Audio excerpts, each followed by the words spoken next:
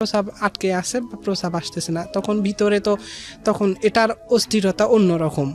আরো কোনো ক্রমে প্রস্রাব আসতেছে না, তো প্রস্রাব যখন আসতেছে না বাসায় বললাম। বাসায় বলার পরে তখন আমি আমার ওই ঘটনাগুলো আর কি ফিল করতেছি বা বলতেছি বাসায়। আমার আম্মা আছে যে মা আমার একটু আগে ঘরে এরকম এরকম হলো বা এই ঘটনা হলো আর কি, এগুলো হলো।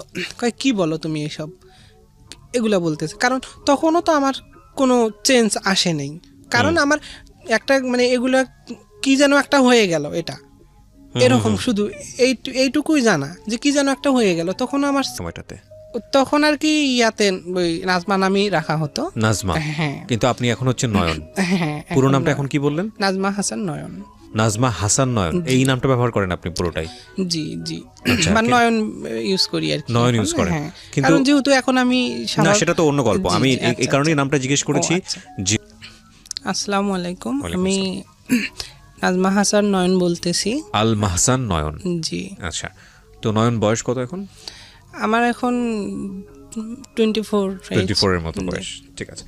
তো নয়ন, আপনি এখানে গল্প বলতে এসেছেন, মানে আপনি এই অনুষ্ঠানটা সম্পর্কে কি জানতেন আগে থেকে নাকি কারো কাছ থেকে শুনেছেন? না না, আমি আরো অনেক আগ থেকে ঢাকা FM 90.4 বিভিন্ন মানুষের গল্প বলা শুনি, বা যারা আসে বিভিন্ন গল্প বলে আর কি, তো ম্যাক্সিমাম সময় শুনি। তো আমি খুঁজে পাই না যে আসলে আমারও তো জীবনে অনেক গল্প আছে, তো আমি খুঁজে পাচ্ছিলাম না মাধ্যমটা যে আসলে আমি সরাসরি কার সঙ্গে কথা বলবো, বা আমারও তো জীবনের অনেক গল্প আছে। আমি যদি আসলে এই বিষয়গুলো ঢাকা FM 90.4 এর মাধ্যমে সবার কাছে শেয়ার করতে পারি, হয়তো বা আমি নিজেকে ধন্য মনে করবো বা নিজেকে ভালো লাগবে। জি জি। অনেক সময় এটা কনফিউজ থাকেন অনেকেই, বাট আমরা বুঝি না যে আসলে আমাদের শ্রোতারা কেন কনফিউজ হন। একটা নাম্বার একেবারেই নির্ধারিত, এটা চেঞ্জ হয় না, এবং এই নাম্বারটা একবার শুধু আপনার সেলফোনে সেভ করে রাখলেই হয়। এমন হতে পারে আপনি সেভটা করে রাখুন, যার হয়তো আপনার নিজের গল্প না, কিন্তু আপনি এমন একটা মানুষকে জানেন যার গল্পটা আপনার কাছে মনে হতে পারে যে রেডিওতে প্রচার করার মতো, তো তাকে গিয়ে আপনি নাম্বারটা দিতে পারেন, তাকে গিয়ে আপনি উৎসাহ দিতে পারেন। কারণ আমরা মনে করি একটা গল্প একটা কমিউনিটিকে চেঞ্জ করে দেয়। পৃথিবীতে যত বড় বড় মহিষী মানুষদের আপনারা কথা শোনেন, সেগুলো কিন্তু গল্প আকারেই হয়তো লিখিত ফর্মেটে আমাদের কাছে এসছে। সো গল্পটা খুব ইম্পর্টেন্ট, স্টোরিটা খুব ইম্পর্টেন্ট। তো নাম্বারটা হচ্ছে, আমি বলি একটু, 09611904904। আমি আবারও বলছি 09611904904। তো নয়ন ভাই, আমরা শুরু করি যেখান থেকে আপনার বলতে ইচ্ছে করে। 24 বছর বয়স আপনার, আপনি বলছিলেন। আপনার জন্ম জেলা কোথায়? জি, আমার জন্ম জেলা হচ্ছে রংপুরে। রংপুরে? জি। বর্তমানে আপনি রংপুরেই থাকছেন? হ্যাঁ, রংপুরে। আপনি কি রংপুরের আঞ্চলিক ভাষায় কথা বলেন নাকি যেভাবে বলছেন সেভাবে? না, আমি যেভাবে কথা বলতেছি এভাবেই কথা বলি। আমি আপনাকে বলবো যে আপনি একদম বন্ধুর সাথে যেভাবে কথা বলেন, জি, ফিল ফ্রি, আরামসে গল্পটা করেন। জি, শুরু করেন প্লিজ। আমার জন্ম হচ্ছে রংপুর ডিস্ট্রিক্টে। আমার জন্ম খুব ছোট্ট একটা ফ্যামিলিতে, মানে ছোট্ট একটা পরিবারে। আমার মা যখন আমাকে জন্ম দেয় আর কি, জন্ম দেওয়ার পরে জন্মগ্রহণ করলাম। জন্মগ্রহণ করার পরে আমার মার প্রথম বাচ্চা আমি, বা আমার মার প্রথম বাচ্চা হওয়ার পরে সবাই, আমার দাদি আছে যারা বা নানু নানি যারা আছে, তারা একটু খুশি হয় যে প্রথম বাচ্চা। বাবা কি করতেন আপনার? আমার বাবা কিছু করে না, কৃষি কাজ করতেন। ওকে। কৃষি কাজ করতো। মা হাউস ওয়াইফ ছিলেন, বাসায় কাজকর্ম করতো, বা পাশের আশেপাশে যাদের বাসায় কাজকর্ম করে খাইতো, এভাবে দিন যেত। মানে খুবই দরিদ্র একটা পরিবার আপনি? দরিদ্র বলতে একদম খুবই দরিদ্র আর কি, যার মা মানুষের বাসায় কাজকর্ম করতো, বাবা কৃষি কাজ করতো, এভাবে সংসার চলতো। যা হোক, পরে আমি জন্মের পর থেকে আমার কেন জানি একটা মানে অসুস্থতা, জন্মের পর হওয়ার পর দেখা গেছে মার বুকের দুধ তো পান করতে পারি না বা খাইতে পারি না। তারপরে আমার মারও বিভিন্ন প্রবলেম ছিল, বা মা আরও আগ থেকেই, মানে আমি যখন গর্ভে ছিলাম, গর্ভে থাকা অবস্থায় আমার মার পেটে একটা টিউমার ছিল। আমি আসলে শুনি নাই, জানি না, মানে আমার খালা যারা আছে বা ফুপি যারা আছে তাদের কাছ থেকেই শুনতে পেরেছি আর কি। আমি পেটে থাকা অবস্থায় আমার মার পেটে টিউমার ছিল, প্লাস আমিও ছিলাম। তো সাধারণ মহিলাদের প্রেগনেন্সি অবস্থায় পেট যেরকম থাকে তার থেকে একটু আমার মার পেটটা একটু বড় বা বেশি বড় দেখা যায়। তো অনেকে বলে যে মানে হয় টুইং বেবি হবে বা দুইটা বাচ্চা হবে আর কি। তো যাই হোক, একটা সময় আমি জন্মগ্রহণ করলাম, দেখা গেছে তখনও ওই যেমন ছিল তেমনই আছে পেট আর কি। বাচ্চা ডেলিভারি হয়ে গেলে একটু ভিনিশ হয় আর কি, স্বাভাবিক হয়ে যায়। তো তখন ওই একই অবস্থা আছে। তারপরেও মানুষ অনেকজন অনেক কথা বলা বলি করে। আমি তো জন্মগ্রহণ করলাম আল্লাহর রহমতে ভালোভাবে বাসায়। পরে আমার ওই সমস্যা আর কি, সমস্যার জন্য বিভিন্ন জায়গায় ঔষধ খাওয়ায়। তখন তো আজ থেকে 24 বছর প্রায় আগের ঘটনা। তখন দরিদ্র ফ্যামিলি বা ভালো চিকিৎসা দেওয়ার মতো কোনো রকম আর্থিক অবস্থা ছিল না বা কোনো কিছু ছিল না আর কি, যার জন্য বড় কোনো ডাক্তারের কাছে নিয়ে যাইতে পারে নাই। গ্রাম্য কিছু ডাক্তার আছে, তাদের কাছ থেকে ঔষধ নিয়ে আসছে, বা দেখা গেছে গ্রাম অঞ্চলে যে কবিরাজ থাকে, যারা কবিরাজের ঔষধ খাওয়াইছে আর কি। খাওয়ানোর পরে বেশ কিছুদিন পরে দেখা গেছে আস্তে আস্তে আস্তে আস্তে এটা বড় হতে থাকে আর কি, বড় আকার ধারণ করতে থাকে। হ্যাঁ, টিউমারটা। মানে আপনি এটা জন্মের পরের অবস্থা না জন্মের পেটে থাকা অবস্থা? আমি না, এটা জন্মের আগ থেকে এরকম অবস্থা ছিল, বাট আমি যখন জন্মগ্রহণ করি তারপরেও কিন্তু হ্যাঁ ক্রমাগত বেড়ে যাচ্ছে আর কি, বাড়তেছে। তো পরে যখন বাড়তেছে তখন ওই ডাক্তার কবিরাজ দেখায়, আসলে অল্প দিয়ে তো কোনো কিছু হয় না। তখন ভালো কোনো চিকিৎসার প্রয়োজন ছিল, বড় কোনো ডাক্তারের শরণাপন্ন হওয়ার প্রয়োজন ছিল, কিন্তু দারিদ্রতার অভাবে সেটা হয়নি, হয়ে ওঠেনি। যা হোক, পরবর্তীতে আর কি 5 মাস বয়স আমার যখন আর কি, এরকম চিকিৎসা দিতে দিতে চিকিৎসাধীন অবস্থায় আমার আম্মা আর কি মারা যায়। আমার যখন জন্মের 5 মাস বয়স তখন আমার আম্মা মারা যায় আর কি। আম্মা মারা যাওয়ার পর আমার বাবা তো কৃষি কাজ করে, আমার দাদি আছে বাসায়, আর আমার খালা খালু আছে বা মামা মামি যারা আছে তারা বা ওদের বাসায়, আর আমি তো এখানে। তখন সেই সময়টা নাম কি রাখা হলো ওই সময়টাতে? তখন আর কি ইয়াতে ওই নাজমা নামই রাখা হতো। নাজমা? হ্যাঁ। কিন্তু আপনি এখন হচ্ছে নয়ন। হ্যাঁ। পুরো নামটা এখন কি বললেন? নাজমা হাসান নয়ন। নাজমা হাসান নয়ন, এই নামটা ব্যবহার করেন আপনি পুরোটাই? জি জি, মানে নয়ন ইউজ করি আর কি। নয়ন ইউজ করেন, কিন্তু যেহেতু এখন আমি না, সেটা তো অন্য গল্প। আমি এই কারণেই নামটা জিজ্ঞেস করেছি যে আপনি ওই সময়টাতে পরিপূর্ণভাবেই একটা মেয়ে। আচ্ছা, তো নাজমা। জি জি জি। তো এমন তো অবস্থায় তারপরে এখন আমাকে নিয়ে কি করবে? বাবা তো মানুষের বাসায় কাজ করতে না গেলে পেট চলে না, পেটে ভাত যায় না।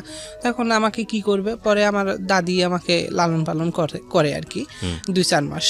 দেখা গেছে এমন কষ্ট যে একটা বাচ্চার যখন এখন জন্মের পর মা মারা যাচ্ছে, বিভিন্ন হরলিক্স বা বিভিন্ন ধরনের খাবার, গরুর দুধ, অনেক কিছু খাওয়াচ্ছে, বা নিজে না পারলেও মানুষে হেল্প করতেছে। তখনকার ক্যাপাসিটিটা বা তখনকার পরিস্থিতিটা এমন একটা ছিল, দেখা গেছে যার একটু আছে তাদেরই প্রয়োজন মিটতো না। আচ্ছা। আর অন্যকে কি দিবে, এরকম একটা পর্যায়ে ছিল, গ্রাম অঞ্চল তো এরকম। তো পরে দেখা গেছে আমার দাদি কি করতো, ওই গরুর দুধ কিনতে পারতো না বা এগুলা দামি কোনো কিছু খাওয়াইতে পারতো না। তো আমাকে তো একটা বাচ্চা যেহেতু আছে, দেহে প্রাণটা আছে, যতদিন থাকে আর কি, একদম মানে নিস্তেজ ছিলাম। আমার হাত পা একদম চিকনা চিকনা ছিল, মানে খুবই চিকনা ছিল। যাই হোক, মানে ধরে নিয়েছে তো বাঁচবে না, এভাবে যে কদিন থাকে আর কি, একটা দেহে প্রাণ আছে, কিছু তো অন্তত দিতে হবে মুখে আর কি। তো কি করতো তখন, খুবই অভাব ছিল। ওই গ্রামাঞ্চলে গরুকে খাবার দেয় আর কি, যে ইয়াগুলা ওই চাড়ি বলে গ্রামাঞ্চলে আর কি।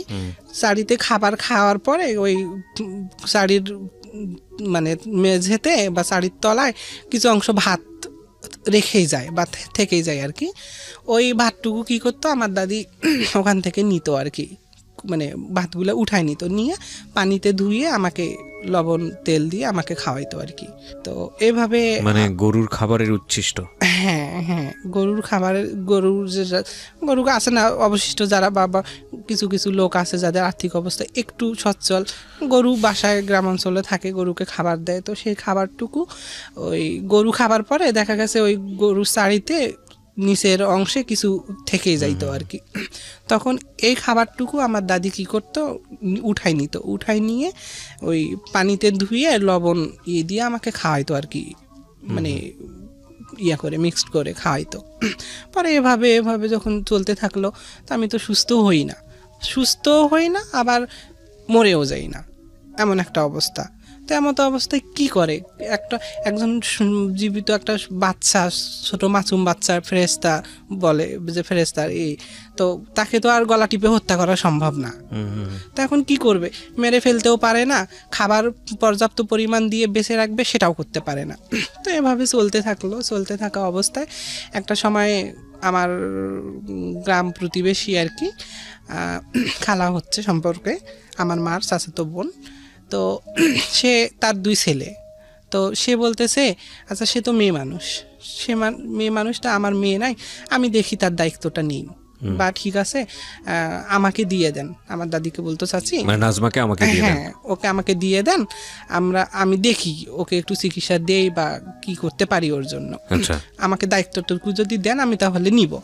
তো পরবর্তীতে আমার বাবা, সবাই বলে বাবাকে বিয়ে করার জন্য যে আসলে বাচ্চাটার তো একটা গতি হওয়ার দরকার, বা কি বাবা বলে যে ও বাচ্চা বাঁচে, বাবা অ্যালাউ করে না, বা মা মারা যাবার পরে যখন আমি এরকম নিস্তেজ সবাই বলে বাচ্চা বাঁচবে না, তখন আমার বাবা এই বিষয়টা একটু মাথায় নেয় না যে আসলে এটা আমার মেয়ে, বা এটাকে আমি কি করব, ও এরকম সমস্যা বা অসুস্থ, আমি কোথাও নিয়ে যাই কারো কাছে, ডাক্তারের কাছে বা কবিরাজের কাছে নিয়ে যাই, সুস্থ করার চেষ্টা করি, এগুলো আমার বাবা করতো না। আমার বাবার ধান্দায় আমার বাবা থাকতো, আমার বাবার কাজকর্ম আমার বাবা করতো। তো যাই হোক একটা সময়ে উনি নিল আর কি, প্রতিবেশী খালা হচ্ছে, উনি আমার দায়িত্ব নিল।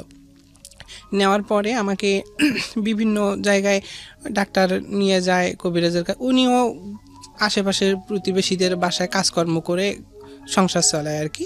ওনার হাজব্যান্ড প্রতিবন্ধী আর 2টা ছেলে, তো তখন তো উনি তো সেই তো আমাকে নিচে জাস্ট একটা মানবিকতার খাতিরে, যে বাচ্চাটা মরে যাচ্ছে, আমারও মেয়ে নাই, দেখি নিয়ে একটু লালন পালন করি আর কি। তো এরকম হবার পরে পরে করতেছে আর কি, ওই ডাক্তার কবিরাজ দেখার পর বিভিন্ন জায়গায় দেখানোর পরে একটা সময় দেখা গেছে আমি একটু সুস্থতার দিকে আর কি, আচ্ছা একটু মানে হাত পা নাড়াচাড়া করি ভালো, বা চোখ মেলি, বা কথা বলতে হা হু বাচ্চাদের মতো এরকম করি আর কি। তখন তো সবার মুখে একটু হাসি ফুটলো যে না, বাচ্চাটা মনে হয় আসলে বাঁচবে। তো যা হোক, তারপরে এভাবে সুস্থ হচ্ছি না। এখন ওই এর মতো অবস্থায় চিকিৎসা চলতেই থাকে, ওই ডাক্তারে বাজারে আর কি হোমিওপ্যাথিক ঔষধ যেটাকে বলে, সেই হোমিওপ্যাথিক ঔষধের একটা কোর্স দিত 6 মাস খাওয়ানোর জন্য। তো এটা 6 মাস খাওয়াইতো উনি, মানুষের বাসায় কাজ করে নিয়ে আসে, দেখা গেছে যখন যা পারে ডাক্তারকে দিত, তাতেই ডাক্তার হ্যাপি থাকতো, ঠিক আছে বাচ্চাটাকে বাঁচান তবু যদি বাঁচে। তারপরে এভাবে নিয়ে আসে, ওষুধ খাওয়ায়, একটু সুস্থ হই। তারপরেও এভাবে চলতে দীর্ঘ 5 বছর চলে যায়। সাধারণত তো এখন বাচ্চারা 2 বছর বা 1 বছর বয়সে হাঁটতে পারে, একটু 1.5 বছর বয়সে পরিপূর্ণ হাঁটতে শিখে। তো এভাবে 5 বছর হয়ে গেছে, তারপরেও আমি হাঁটতে পারি না, আচ্ছা উঠে দাঁড়াইতে পারি না আর কি। মানে এতটাই দুর্বল? হ্যাঁ, এতটাই দুর্বল, শরীর নিস্তেজ। আমি জাস্ট হাঁটুকু বলি বা কথাটুকু বলি এতটুকু, কিন্তু আমি উঠে দাঁড়াবো, আমার বয়স 5 বছর তখন, তো আমি উঠে দাঁড়াইতে পারি না। আচ্ছা, আমি উঠে দাঁড়াইতে পারি না, তো এটার চিকিৎসা কি? তখন একটু আরও ওর থেকে একটু ভালো চিকিৎসা দেওয়ার চেষ্টা করলো। একটা সময় দেখা গেছে 6 বছর যখন বয়স, আরও 1 বছর পরে ডাক্তার বলতো কি যে ওই বারান্দায় একটা লাঠি বেঁধে দিয়ে লাঠিটাতে ওর হাতটা রশি দিয়ে বাঁধি দিয়ে ওকে একটু এদিকে ডাকেন আবার ওইদিকে ডাকেন, এরকম ডাকাডাকি করলে পরে দেখা যাক কি হয়। পরে যখন ডাক্তার এই সলিউশনটা দিল, বাসায় এসে তারা সেটাই করলো। বারান্দার পিলারে আর কি 2 সাইডে একটা লাঠি বেঁধে দিয়ে আমার হাত রশি দিয়ে ওইটার মধ্যে বাঁধি দেওয়া হতো, দাঁড় করায় আর কি। তো আমি তো পড়ে যাই, উঠতে পারি না। তো এরকম থাকতে দেখা গেছে একটা সময় আল্লাহর রহমতে একটু হাঁটতে পারতেছি বা হাঁটা শিখলাম দীর্ঘ 6 বছর পরে। তখন দীর্ঘ 6 বছর পরে আমি একজন মানুষ হিসেবে হাঁটতে শিখি, বা একটা বাচ্চা হিসেবে হাঁটতে শিখি। তো যাই হোক, হাঁটতে শিখলাম। হাঁটার পর তো আমার বয়স তো এদিকে অনেক চলে গেল। তারপরে আরেকটু সুস্থ হইলাম আল্লাহর রহমতে, আল্লাহ যতটুকু সুস্থ করার পরে বলে যে ঠিক আছে বাচ্চাটাকে স্কুলে দে। সবাই বলে, যখন আমার বয়স 8 বছর তখন, বা একটু চলাচল করতে পারি, দৌড়াদৌড়ি করে ঘুরতে পারি, খেলতে পারি এরকম। তো তখন আর কি বলার পরে আমাকে স্কুলে দেওয়া হয়, প্রাক স্কুলে, গ্রামের যে ব্রাক স্কুলগুলো থাকে ওই স্কুলে দেওয়া হয়। তো গ্রাম এই পাশ থেকে ওই অল্প একটু যাতায়াত, তো এইটুকু যাতায়াত করলাম, পড়াশোনা করলাম। আল্লাহ রহমতে আল্লাহ যতটুকু ভিতরে দিয়েছেন মোটামুটি লেখাপড়ায় ছিলাম আর কি, বা পড়তাম। যাওয়া আসা করতে করতে প্রায় ক্লাস মানে ইবতেদায়ী পাশ করলাম আর কি, ব্রাক স্কুল পাশ করলাম, ক্লাস 5-এ পরীক্ষা দিলাম, পরীক্ষা দিয়ে পাশ করলাম। পাশ করার পরে আমাকে ক্লাস 6-এ ভর্তি করে দেওয়া হলো। ক্লাস 6-এ ভর্তি করে দেওয়ার পর আমি চলতেছি স্বাভাবিক, এভাবে চলতেছি, এখন আর কোনো প্রবলেম নেই। আগের যে প্রবলেমগুলো সে সবগুলো সলভ হয়ে গেল, মোটামুটি একটা ব্যবস্থা হয়ে গেছে ইনশাআল্লাহ। খাওয়া দাওয়ার ব্যবস্থা সেরকম নাই, যেমন ওই খালা কি করে মানুষের বাসায় যতক্ষণ কাজ করে নিয়ে আসে না ততক্ষণ আমাকে না খেয়ে থাকতে হতো। দেখা গেছে আমি স্কুলে গেছি, আমাকে ছেঁড়া সেলোয়ার জামা পরে যাইতে হতো স্কুলে, বা জামা থাকতো না অনেক সময়। স্কুলে যাইতাম, বান্ধবী যারা ছিল তারা বলতো এই দেখো ওর জামাটা ছেঁড়া, এভাবে হাসাহাসি করতো আর কি, খারাপ লাগতো। বাসায় এসে বলতাম এরকম মুখজনে আমাকে এভাবে বলে, তো কয় আমাদের নাই, কি করব আমরা, তো এভাবে চলতে হবে। তখন কি করে, যাদের বাসায় কাজ করে বা আশেপাশে যারা থাকে তাদের কাছে আর কি নিয়ে আসে যে মেয়েটা তো একটু পড়াশোনা করে, একটু স্কুলে ভালো জামা পরে যাওয়া লাগে, তোদের মেয়ের থাকলে একটু দে। তো অনেক সময় যাদের থাকতো তাদের পর্যাপ্ত পরিমাণের থেকে থাইতে যদি বেশি থাকতো, বা তারা ইউজ করছে যেগুলা ইউজ করে ফালাই দিছে, এগুলা থেকে কিছু দিত আর কি। তো আমি আবার ওগুলা পরে স্কুল করতাম। তো এভাবে যাচ্ছে, ক্লাস 6 চলে গেল, 6ষ্ঠ শ্রেণী। তারপরে 7ম শ্রেণীতে যখন উঠলাম আমি, 7ম শ্রেণীতে উঠার পর আমার যে মেয়ে হিসেবে স্বীকৃতি পাওয়ার জন্য যে এটা প্রয়োজন, বা আপনি যেটাকে বলছেন যে মানে ন্যাচারালি মেয়ে হওয়ার যেই ব্যাপারটা থাকে প্রকৃতিগতভাবে, আপনি সেভাবেই তখন একটা মেয়ে হলেন। হ্যাঁ, তো আমি জন্মগত সূত্রে একজন মেয়ে, আমি তো আমার স্বাভাবিক চলাফেরা, মানুষের সঙ্গে খাওয়া দাওয়া, উঠা বসা, মেয়ে বান্ধবী, মেয়েদের সাথে খেলা, সব কিছু আমার মেয়েদের মতো। তো পরে আর কি বাসা থেকে করলো, আমাকে নাক ফুটো করে দেওয়া আছে। মেয়েদেরকে যেভাবে একটা বাবা মা বা সমাজ বা পরিবেশ বা মানুষ যে দৃষ্টিতে দেখে, বা মেয়েদের নিয়ম কানুন যেগুলো থাকে সেভাবে আমাকে চলা হচ্ছে বা সেভাবে চলতে দেওয়া হচ্ছে। তো আমার নাক ফুটো করে দেওয়া হয়, কান ফুটো করে দেওয়া হয়। দেওয়ার পরে আমি তো আমার শারীরিক প্রবলেম আর কি, যেটা মিন্স বলে আর কি, এটা প্রবলেম না, এটা খুবই ন্যাচারাল, এটা খুব ন্যাচারাল। এবং এটা নিয়ে এখন আমি দেখি যে স্কুল কলেজে এটা নিয়ে খুব সুন্দরভাবে সহপাঠ শিক্ষাক্রম সেখানে বলা হচ্ছে, শেখানো হচ্ছে, জীবনের একটা অংশ। যদিও আমাদের সামাজিকতায় এগুলো নিয়ে কথা বলা ট্যাবু মনে করা হয়, এগুলো নিয়ে কথা বলা কি বলে, এটাকে ভালো চোখে দেখা হয় না, মনে করে এটা একটা গোপন বিষয়। কিন্তু এটা আসলে জীবনের একেবারে প্রাত্যহিক জীবনের একটা অংশ। এটা নিয়ে আসলে এতটা বেশি কনজারভেটিভ হওয়ার কি আছে? এবং বলতো আমাদের ধর্মে কিন্তু এটা নিয়ে আরও খুব সুন্দরভাবে, আরও ওপেনলি এটাকে ডিসকাস করা হয়েছে, কিন্তু এটাকে না বোধক চোখে দেখা আমার মনে হয় না কোনো প্রয়োজন আছে। জি বলেন।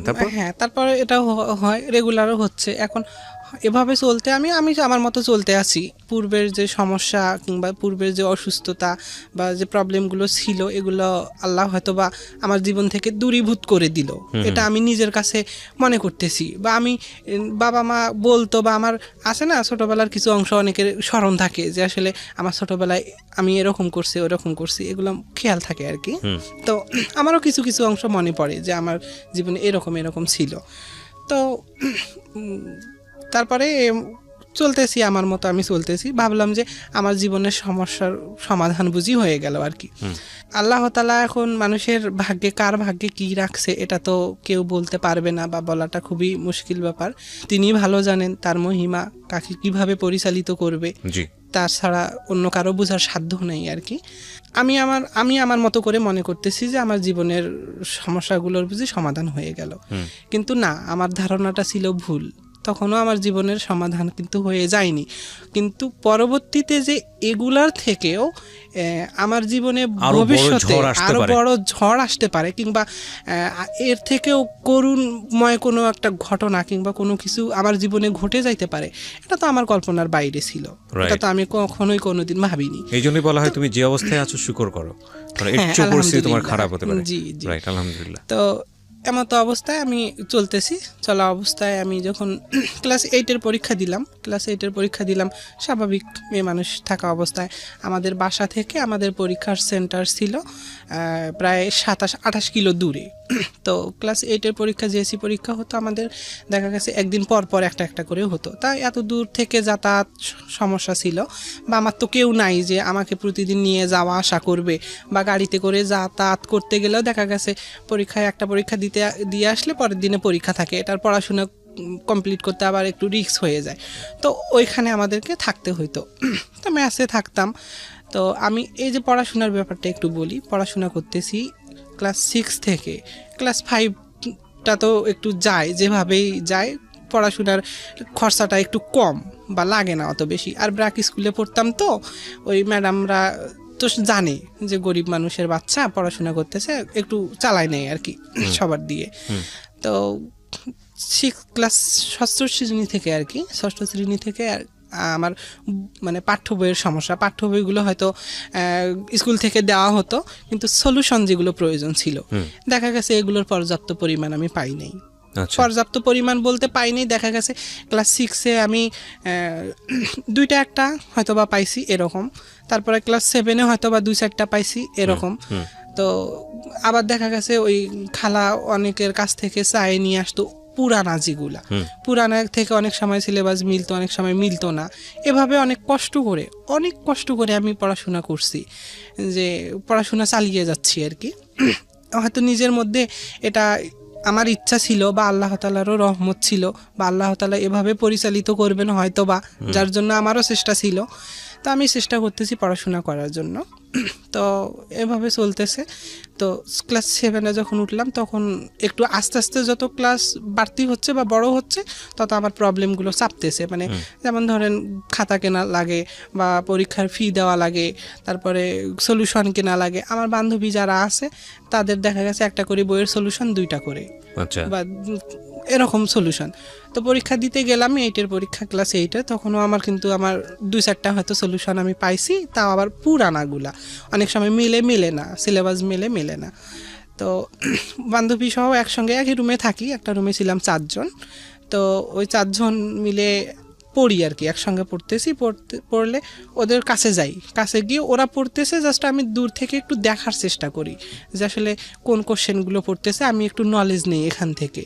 তো তারা বলতে, ধুর তুই আমাদেরকে ডিস্টার্ব করিস না, তো একটু আমার কাছে মানুষ থাকলে আমার পড়া হয় না, প্লিজ তুই একটু চলে যা। তো আমি কই প্লিজ তোকে ডিস্টার্ব করবো না, আমি জাস্ট তুই পড়বি, আমি জাস্ট বসে থাকবো, কি মানুষ থাকলে আমার পড়া হয় না, তুই চলে যা, প্লিজ চলে যা, এভাবে বলে। মানে আপনি ওর শুনে একটু মুখস্থ করতেন?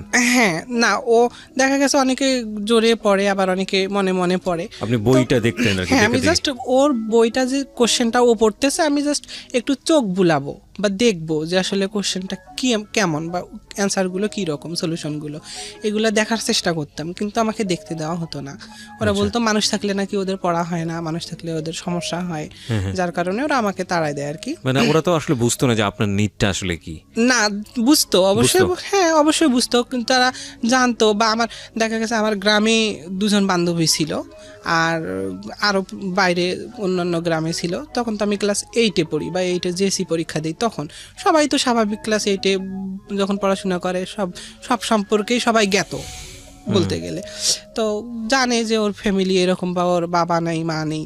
তারপরে আমি আর একটা বিষয় এখানে ভুলে গেছিলাম আর কি। তারপর আমার জন্মের যখন 5 মাস বয়সে মা মারা গেল, এভাবে অন্যের দায়ে দেওয়া হলো, অন্যের আশ্রিত আমি হলাম। তখন 16 মাস বয়স তখন আমার বাবাও মারা যায় আর কি। হ্যাঁ, যখন 16 মাস বয়স তখন আমার বাবাও মারা যায়। বাবা মারা যাবার পরেই আমাকে এই দায়িত্বটা অন্যের কাছে দেওয়া হয় আর কি। আচ্ছা, তাহলে আপনি আপনার স্মৃতিতে আপনার বাবা মাকে আপনি দেখেননি?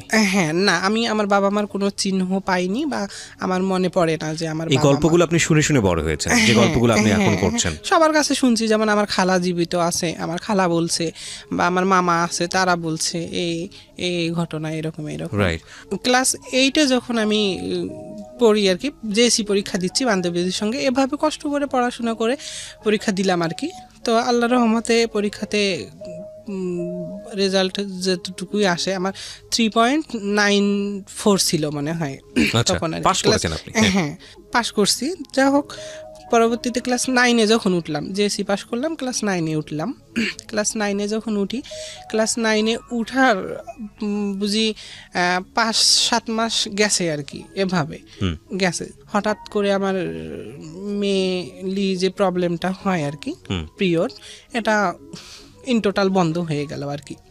আচ্ছা, ইন টোটাল বন্ধ হয়ে গেল। বন্ধ হয়ে যাওয়ার পরে এখানে আরো কিছু একটা ঘটনা ছিল আমি বলতে চাই। হ্যাঁ, সেটা হচ্ছে যখন আমি ক্লাস 9-এ পড়ি, 9-এ পড়া অবস্থায় এই সময়কালে জেএসসি পরীক্ষা যখন দিতে গেছি আমি ওখানে ম্যাসে থাকলাম। ম্যাসে থাকা অবস্থায় এক ছেলের সঙ্গে আমার পরিচয়। ও তখন, আমি যখন ক্লাস 8-এ জেএসসি পরীক্ষা দিই, ও তখন ইন্টার পরীক্ষা দেয় আর কি, মানে কি ওখানে কি জানি করে। যা হোক ওর সঙ্গে তখন আমার পরিচয় হওয়াতে একটা ভালো লাগা তৈরি হয় আর কি তার আর আমার মধ্যে। ওকে, মানে আপনার জীবনের ফার্স্ট লাভ বলবো কি? হ্যাঁ, প্রেমের সম্পর্ক ছিল ছেলেটার সঙ্গে। আচ্ছা, ফার্স্ট এটা। তো ওর সাথে আমার লাভ তৈরি হয়ে যায় বা একে অপরকে খুব। কি নাম ছিল ছেলেটার, নাম বলা যাবে নাকি বলতে চাচ্ছেন না? নাম না, আমি নামটা না বলতে চাই। ঠিক আছে, সমস্যা নেই। ও কি আপনার স্কুলেই পড়তো? না না, ও আমার পার্শ্ববর্তী এলাকার কেউ ছিল? পার্শ্ববর্তী এলাকার মানে অন্য স্কুলে পড়তো আর কি। আমি মেসে ছিলাম, মেসে থাকা অবস্থায় ওর সঙ্গে আমার দেখা আর কি। আচ্ছা, ও অন্য মেসে স্কুলে ছিলেন আপনি? পড়তো। মেয়ে হয়ে মেসে ছিলেন মানে? মেসে ছিলাম মানে ওই যে পরীক্ষা দেওয়ার জন্য ক্লাস 8-এ জেএসসি পরীক্ষা দিচ্ছি যখন, তখন আর কি। আচ্ছা আচ্ছা। তো আমি পরীক্ষা দেওয়া অবস্থায় মেসে ছিলাম বান্ধবীদের সাথে। ওই পরীক্ষা দেওয়া অবস্থায় ওই ছেলের সাথে, মেয়েদের হ্যাঁ মেয়েদের সঙ্গে, এবং এক রুমে আমরা 4 জন ছিলাম। আচ্ছা, আমার আচ্ছা। যে বান্ধবীগুলো ছিল 4 জন ছিলাম। তো থাকা অবস্থায় ওই ছেলের সাথে আমার পরিচয় হয় আর কি।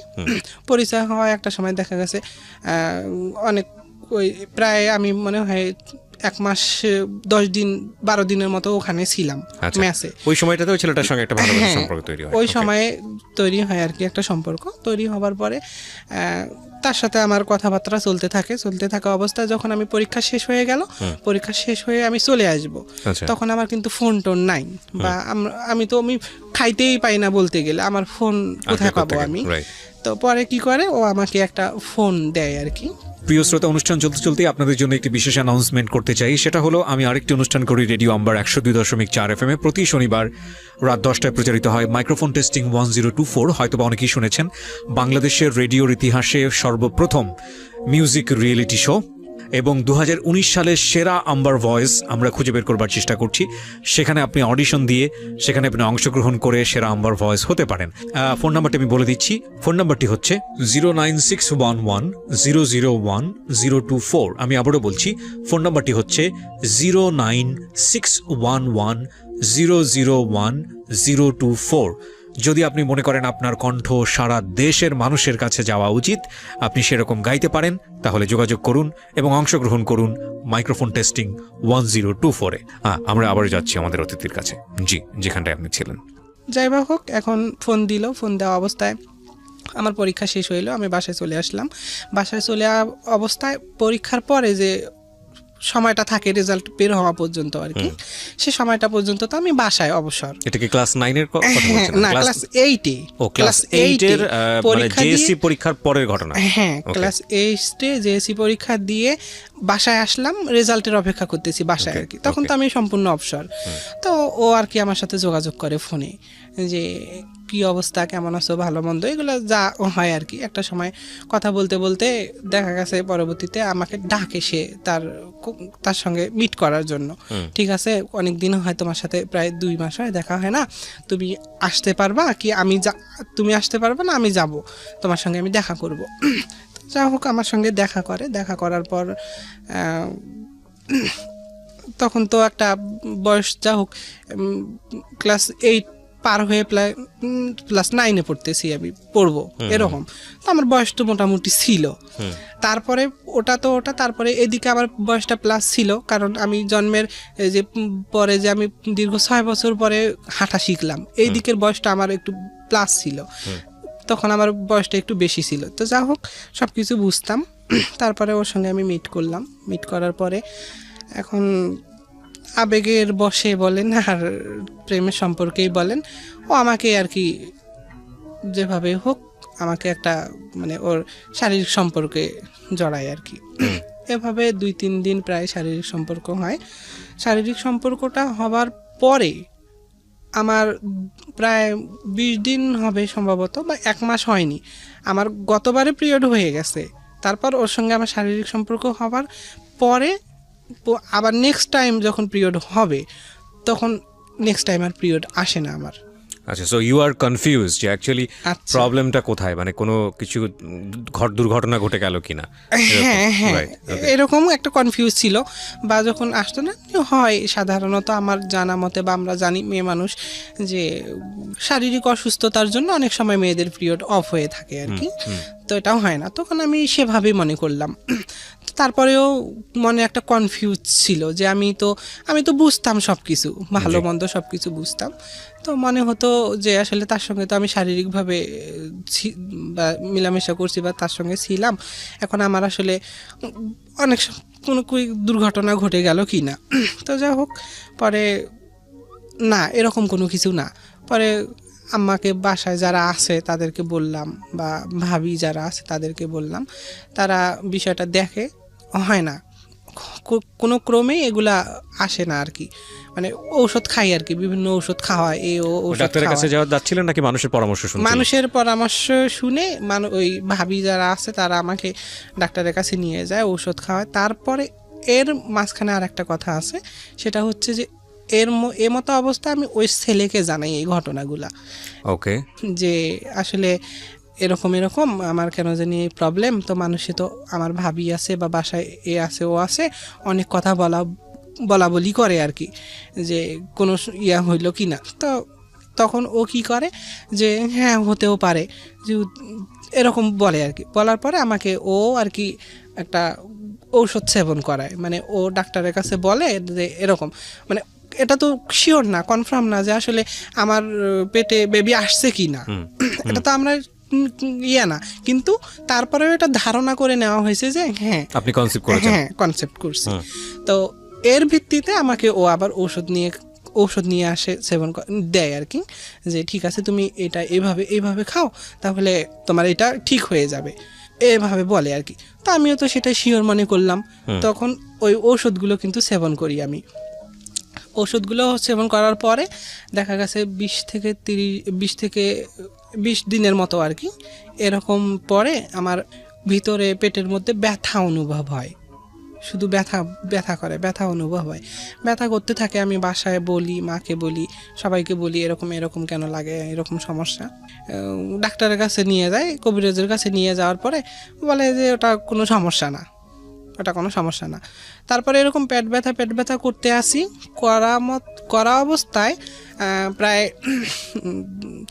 একদিন হঠাৎ আর কি, দিনটা ছিল বৃহস্পতিবারের দিবাগত রাত্রে আমি ঘুম থেকে উঠি, ভোরবেলা ঘুম থেকে যখন, মানে এটা এই যে এখান থেকে শুরু হচ্ছে আমার জীবনের একটা, মানে আবারও একটা প্রবলেম বা আবারও সমস্যায় জড়াচ্ছি। তো যাই হোক, ঘুম থেকে উঠার পরে আমি মাথাটা ঘুরে আসে, মানে বাথরুমের চাপ আসে আর কি। বাথরুমে যাবার উদ্দেশ্যে বেড থেকে উঠার সঙ্গে সঙ্গে আমি মেঝেতে পড়ে যাই, মাথা ঘুরে মেঝেতে পড়ে গিয়ে আবার স্বাভাবিকভাবে উঠে দাঁড়াই বেডে, এরকম করে হেলান দিই আর কি। দেবার পরে চোখ খোলার চেষ্টা করি আমি। তো আমি খোলার চেষ্টা করি, খুব মানে চেষ্টা করি যে চোখগুলো খুলতে পারতেছি না এরকম। তো অনেক সময় হয় না, ঘুম থেকে উঠলে চোখ লাগে, একটু অন্ধকার লাগে, এটা স্বাভাবিক। তো আমি ভাবতেছি এরকম কিছু, চোখ খুলতেছে না, ঠিক আছে চোখ না খুলুক, আমার নিজের রুম বা দরজা কোন দিকে আনুমানিক এটা তো বোঝা যাবে যে আসলে আমার রুমের দরজা এই দিকে। তো আমি দরজার উদ্দেশ্যে পা বাড়াচ্ছি। তো দরজার উদ্দেশ্যে যখন পা বাড়াচ্ছি তখন আমার পা উঠতেছে না, এর মধ্যেও কিন্তু চোখ খুলতেছে না, পা উঠতেছে না। তারপরে একটু বিচলিত হলাম বা ভয় পাচ্ছি যে কি ব্যাপার, আমার চোখ খুলতেছে না, পা উঠতেছে না, সব এত চেষ্টা করতেছি কিন্তু হচ্ছে না। তো আমাদের একটা রুম একটা বারান্দা, তো আমি থাকি রুমে আর যাদের আশ্রয় আশ্রিত তারা থাকে বারান্দায়। তো আমি তাদেরকে মা বাবা বলেই ডাকি আর কি, যেহেতু জন্মের পর আমার মা বাবাকে দেখি নাই, তাদেরকে দেখে বড় হয়েছি, তারাই আমার মা বাবা এরকম আর কি।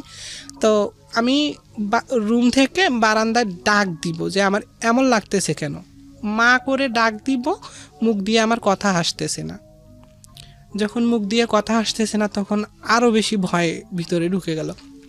আমি কিছু দেখতে পাচ্ছি না ঠিক আছে, কিন্তু এটা অনুভব করতে পারতেছি আমি।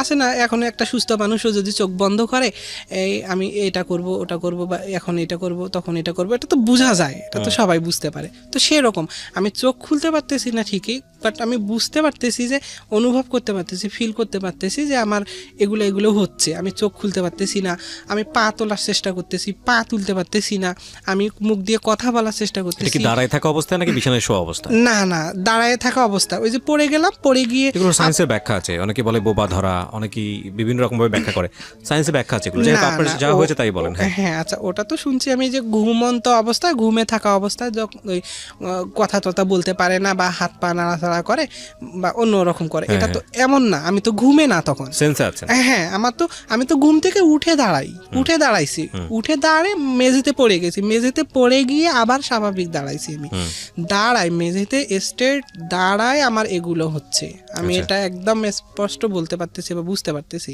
যে এরকম হচ্ছে। তো মুখ দিয়ে চোখ খুলতে পারতেছি না, হাত পা তুলতে পারতেছি না, তারপরে বাইরে যে কাউকে ডাকবো মা করে বা অন্য কাউকে ডাকবো এরকম ডাকতেও পারতেছি না। তারপরে খুব ভয় ভিতরে লাগতেছে। তারপরে কিছুক্ষণ পর আমি চোখ খুলতে পারি না, কিন্তু আমি বুঝতে পারতেছি যে আমার আশেপাশে একটা মানুষ আকৃতির ছায়া, এটা ফিল অনুভব করতে পারতেছি, বা একটা অন্তর চোখে হয়তো দেখতে পারতেছি যে এটা দেখা যাচ্ছে, মানুষ আকৃতির ছায়া একটা আমার আশেপাশে ঘোরাঘুরি করতেছে। অনেক সময় হয় কি, দেখা গেছে আমরা চলতে চলতে রাত্রেবেলা যখন একা একা যাই, তখন চলতে চলতে মনে হয় যে আমার পিছনে বুঝি কেউ আছে, এরকম মনে হয় না? তো আসলে বিষয়টা এরকম হয়ে গেছে। তো আমার মনে হচ্ছে যে আমার চারিপাশে একটা ছায়া, মানুষ আকৃতির ছায়া ঘোরাঘুরি করতেছে। তো এইরকম অবস্থা থাকতে থাকতে হঠাৎ শরীর থেকে যেমন গোসল করলে পানি ঝরে যায়, তেমন শরীর থেকে গোসল করার মতো একদম আমার পানি বের হয়ে যাচ্ছে, ঘাম ঝরে যাচ্ছে। হ্যাঁ, ঘাম ঝরে যাচ্ছে। তো ঘাম ঝরে যাওয়ার পরে হঠাৎ করে যেমন আকাশ চমকে ওঠে, আকাশ চমকে উঠলে অনেকে ভয় পেয়ে কেমন করে ওঠে না, কেঁপে ওঠে আর কি। তো এরকম হঠাৎ করে আমার মনে হচ্ছে যে আমার মনে হয় আকাশ চমকে উঠলো, উঠার পরে আমি একদম সমস্ত শরীর ঝিকে মিকে উঠে ভয়ে ধাম করে একদম মেঝেতে পড়ে গেলাম।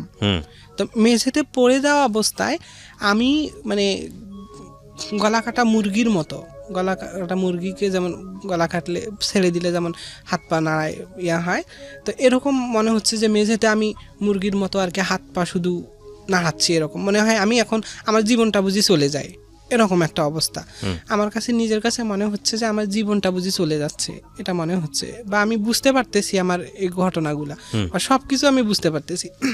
তো এরকম কিছুক্ষণ প্রায় আধা ঘন্টা এগুলো চলতে আসে, আধা ঘন্টা 40 মিনিট এরকম চলতে আসে, কিন্তু আমি কাউকে কোনো কিছু বলতে পারতেছি না। তারপরে মেঝেতে যখন পড়ে গেলাম, পড়ে যাবার পরে গলা কাটা মুরগির মতো ধরপড়াচ্ছি, কিছুক্ষণ পরে এটা একটু সাইলেন্ট হলো বা স্বাভাবিক অবস্থায় ফিরে আসলাম। মোট কথা আমার অস্থিরতাটা বন্ধ হলো আর কি। বন্ধ হয়ে যাবার পরে আমি আবার স্বাভাবিকভাবে উঠলাম। স্বাভাবিকভাবে উঠে আবার ওই দাঁড়ায় থাকা অবস্থায় মনে হচ্ছে আমার ভিতরের নাড়ি ভুঁড়িগুলা সমুদ্রের ঢেউয়ের মতো ওলট পালট হচ্ছে, এরকম মনে হচ্ছে যে ভিতরে একদম নাড়ি ভুঁড়িগুলো একদম কেমন কেমন করতেছে, এরকম মনে হচ্ছে যে ওলট পালট করতেছে। তো এরকম কিছুক্ষণ হবার পরে আমি একটা সময় স্বাভাবিক অবস্থায় ফিরে আসলাম, বা আমার সেন্স আসলো বলতে আমি হাত পা নাড়াতে পারতেছি, আস্তে আস্তে চোখটা খুললো। তারপরে বাহিরে যাচ্ছি আর কি। তো বাহিরে যাওয়া অবস্থায় আমার খুব বাথরুমের চাপ আসে, তো বাথরুমের চাপ আসাতে বাথরুমে যাই আর কি। বাথরুমে যায় আমি মানে প্রস্রাবের জন্য প্রেশার দিচ্ছি আর কি, যে প্রস্রাব আসুক, কিন্তু প্রস্রাব আসতেছে না, আমার প্রস্রাব আটকে আছে, প্রস্রাব আসতেছে না। তখন ভিতরে তো তখন এটার অস্থিরতা অন্যরকম, আরো কোনো ক্রমে প্রস্রাব আসতেছে না। তো প্রস্রাব যখন আসতেছে না বাসায় বললাম, বাসায় বলার পরে তখন আমি আবার ওই ঘটনাগুলো আর কি ফিল করতেছি বা বলতেছি বাসায়। আমার আম্মা আছে যে মা আমার একটু আগে ঘরে এরকম হলো বা এই ঘটনা হলো আর কি, এগুলো হলো। কয় কি বলো তুমি এসব, এগুলা বলতেছে। কারণ তখনও তো আমার কোনো চেঞ্জ আসে নাই, কারণ আমার একটা মানে এগুলো কি যেন একটা হয়ে গেল, এটা এরকম শুধু এইটুকুই জানা যে কি যেন একটা হয়ে গেল, তখন আমার সেন্স আসে নাই। তো এই যে বাথরুম আটকে আছে এটা আসতেছে না, এটাই প্রবলেম। তো যখন এটা আসতেছে না, তারপর ওই অনেক চেষ্টা করতেছি, হচ্ছে না। তো পরে বাসায় বললাম, বাসায় বলাতে আমাকে ডাক্তারের কাছে নিয়ে গেল আর কি। ডাক্তারের কাছে নিয়ে যাওয়ার পরে ওরা তো ডাক্তার বিভিন্ন টেস্ট দিল, খুব স্বাভাবিক। আচ্ছা, টেস্টগুলো যখন দিল তখন টেস্টের মানে ব্যয়বহুল আর কি, যেমন মানে ওই টেস্টটুকু করানোর সামর্থ্য কিন্তু তখনও হয়ে ওঠেনি আমার বাবা মার, তখনও টেস্টটুকু সামর্থ্য হয়ে ওঠেনি। তো যা হোক, তো পরবর্তীতে এখন বাসায় আসলো, বাসায় এসে মামা আছে বা খালারা আছে, প্রতিবেশীরা আছে, সবাইকে একটু বলতেছে যে এই সমস্যা, একটু ডাক্তার দেখানো তো ইমিডিয়েটলি প্রয়োজন, তো একটু সবাই মিলে যা পারো যে আপাতত টেস্টটুকু করানো হোক বা ডাক্তারের কাছে নিয়ে যাওয়া হোক, প্রবলেমটা কি এটা দেখা হোক আর কি। হ্যাঁ, তো ডাক্তারের কাছে নিয়ে যাওয়া হয়, ডাক্তার পরে টেস্টের দিল আর কি। টেস্টের রিপোর্ট দেওয়ার পরে বলে যে এটা তো কোনো কিছু বুঝতেছি না আর কি, এভাবে বলে যে এটার কোনো কিছু বোঝা যাচ্ছে না, রাস্তা তো সব ক্লিয়ার আছে, কিন্তু এটা হচ্ছে না কেন, এভাবে। তো আমাকে প্রেশার দেওয়ার জন্য বলে যে বারবার প্রেশার দাও। তো প্রেশার দিতে এরকম 2 দিন কেটে গেল, কিন্তু আমার বাথরুম প্লাস প্রস্রাব এটা ভিতরে আটকা। আমি খাওয়া নেওয়া তো বন্ধ, বা বাসায় যারা আছে তাদেরও একটা চিন্তা ভিতরে, বা কি অবস্থা, কি হলো, কেন এরকম। তো এরকম থাকা অবস্থায় হঠাৎ করে রাত্রবেলা আমি খুব অস্থিরতা, মানে আমি সহ্য করতে পারতেছি না, ওই যে বললাম যে আমার জীবন যায় এমন অবস্থা। তো আমি ওই বাথরুমের জন্য চাপ দিতেই আছি রীতিমতো। তো একটা সময় দেখা গেছে ওই খুব জোরে প্রেশার দেওয়াতে রাত্রবেলা একদম কি হয়েছে, আমার মানে জরায়ু এবং জরায়ুর সাথে নারী একটা পেঁচানো ছিল আর কি, সে নারী সহ জরায়ু আমার একদম বাইরে বের হয়ে আসে। একদম পুরা জরায়ু সহ নারী। আপনি তো বুঝতেন না যেটা জরায়ু বা ইউটেরাস, তখন তো বুঝতেন না, তখন তো বুঝতাম না, একটা মাংসপিণ্ড বের হয়েছে, মানে ভয়ঙ্কর ব্যাপার। আমি তো ভয়ে শেষ যে আসলে এটা কি হলো আমার। আমি তো মানে আবার মনে করতেছি কিরকম যে ওই যে বলতো এর আগে যখন আমার ছেলের সাথে রিলেশন ছিল থাকা অবস্থায়, এটা হলো যে কনসেপ্ট করছি কি না, করে ফেললে এটা বেবি বের হয়ে যাবে এরকম কিছু, আমি মনে করছি এটা বুঝি এটাই, এরকম মনে করতেছি। তো যা হোক, ওটা বের হয়ে যাবে মানে ওটা একদম ক্লিয়ার হয়ে যাবে, কিন্তু ওটা ক্লিয়ার হচ্ছে না।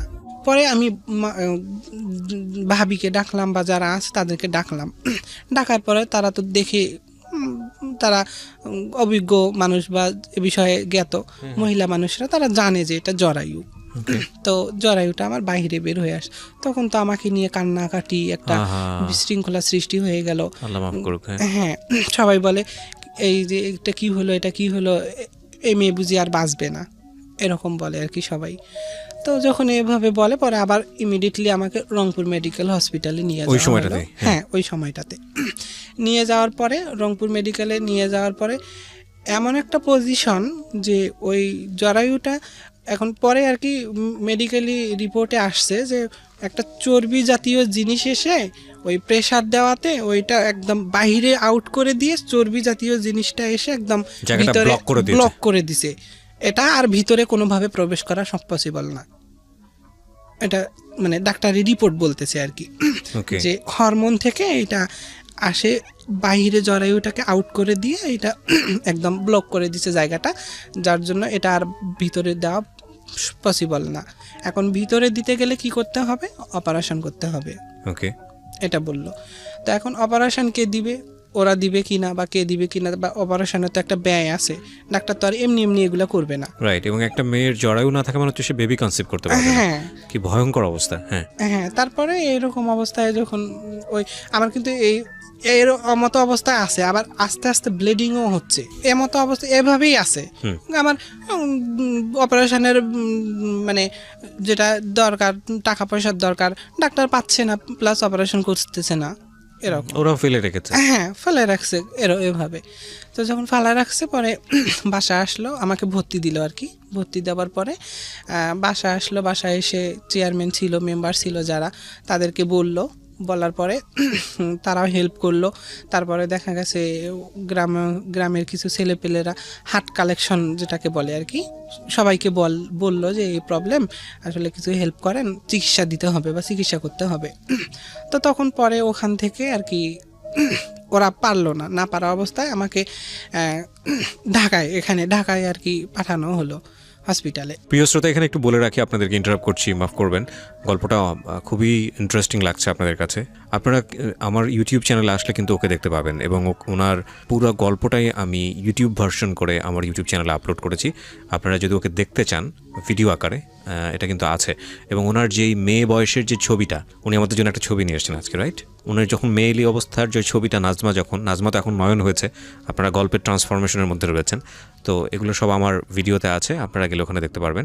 আমার যেখানে গেলে আপনারা দেখতে পারবেন সেই ইউটিউবের ঠিকানাটা বলছি, www.youtube.com/RJKibriya FM। আমি আবারও বলছি, www.youtube.com/RJKebriafm। চ্যানেলটি আছে কিব্রিয়া আরজে নামে, এটা ইউটিউবে ভেরিফাইড চ্যানেল। আপনারা ওখানে গিয়ে অবশ্যই ওনাকে দেখতে পারেন, এবং একই সাথে আরও অনেক ভিডিও আছে ওখানে চাইলে আপনারা দেখতে পারেন। এবং ইফ ইউ ওয়ান্ট, আপনি যদি চান, আমি আপনাকে বলবো না যে বিনীতভাবে রিকোয়েস্টও করবো না, ইফ ইউ ওয়ান্ট, আপনি চাইলে আমার চ্যানেলটি সাবস্ক্রাইবও করতে পারেন। আচ্ছা, জি বলেন। তারপরে তখন হার্ট কালেকশন বা সবার কাছে হেল্প নিয়ে আর কি গেল ডাক্তারের কাছে। যাওয়ার পরে ওখান থেকে তাদের পক্ষেও এটা সম্ভব ছিল না, যে অপারেশনটা খুব ক্রিটিক্যাল ছিল। হার্ট কালেকশন মানে হার্টের মধ্যে পয়সা তুলেছে আপনার জন্য, বাজারে দোকান যেগুলো থাকে তাদের কাছ থেকে আর কি একটা হেল্প, যে সাহায্য করেন অসুস্থতার জন্য, চিকিৎসা দেওয়া হবে। তখন আর কি কিছু টাকা হবার পরে আমাকে ওখানে যাওয়া হলো, আবার যেখানে ভর্তি দেওয়া হয়েছে। পরে ওনারা ওদের মাধ্যমে আসলে অপারেশনটা হয়নি বা ওরা করতে পারেনি। পরে আমাকে বলতেছে, ঠিক আছে, আমাদের দ্বারা এটা হয়তো বা হবে না, আপনারা ঢাকায় নেন। আচ্ছা, তো পরে ঢাকায় নিয়ে আসছে। তখন আপনি ক্লাস 8 থেকে 9-এ উঠতেছেন, এইরকম সময়। 8-এর পরীক্ষা মানে জেএসসি পরীক্ষার পরের যে গ্যাপটা, এই সময়ের ঘটনা এগুলো। আচ্ছা, তারপরে এভাবে চলার পরে আমাকে ঢাকায় নিয়ে আসা হলো। ঢাকায় নিয়ে আসে চিকিৎসা দেওয়া হলো। চিকিৎসা দেওয়ার পরে এখানে ওই একই অবস্থা। পরে কি করলো, ওই ডাক্তারি ভাবে কোনোভাবে আর কি না, জরায়ুটা কেটে ফেলা হলো। ইউটেরাসটাকে ফেলে দিল? হ্যাঁ, জরায়ুটাকে কেটে ফেলা হলো। আপনাদেরকে ইনফর্ম করা হয়েছিল যে ইউটেরাসটা ফেলে দিলে কি হবে? হ্যাঁ, বলা হয়েছিল, প্লাস বলা হয়েছে যে এটা কোনোভাবে সম্ভব না। ঠিক আছে, এখন এখানে জীবন মরণের প্রশ্ন হয়ে দাঁড়িয়েছে। তখন তো আর পসিবল না যে এটাকে কোনোভাবে রাখি বা কোনো কিছু করি। যাই হোক, ওই জরায়ুটাকে কেটে ফেলা হলো। কেটে ফেলায় ওই জরায়ুর সঙ্গে যে নারটা ছিল আর কি, নার বলে যেটাকে, পেঁচানো ছিল, ওইটা খুলে দিয়ে ওই জরায়ু কেটে ফেলছে। তারপরে আস্তে আস্তে আস্তে আস্তে এটা অটোমেটিকলি ভিতরে চলে যায় না। কিন্তু এখানে ইউরিনের তো একটা এক্সিট হওয়ার একটা ব্যাপার আছে। এতদিন তো আপনি কিভাবে কি করেছেন? আপনার কি পেট ফুটো করে বা কোনো কিছু করে এটার ব্যবস্থা করেছিল, নাকি ওইভাবেই আছেন? না, তো যখন আমার ওই যে জরায়ু বের হয়ে আসলো, আমার সব ক্লিয়ার হয়ে গেল। ও, জরায়ু বের আসার সঙ্গে সঙ্গে আপনার সব ক্লিয়ার হয়ে গেছে? হ্যাঁ, আচ্ছা। জরায়ু যখন বের হয়ে আসে তখনই আমার বাথরুম প্রস্রাব সব ক্লিয়ার হয়।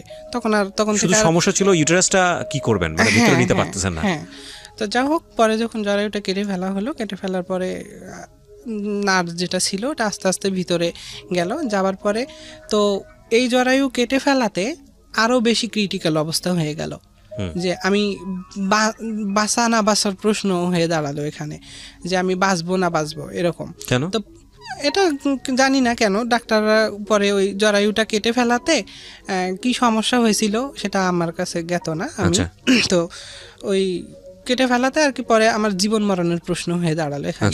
আমি আইসিইউ এর মধ্যে 13 দিন ছিলাম। 13 দিন থাকা ঢাকা মেডিকেলে?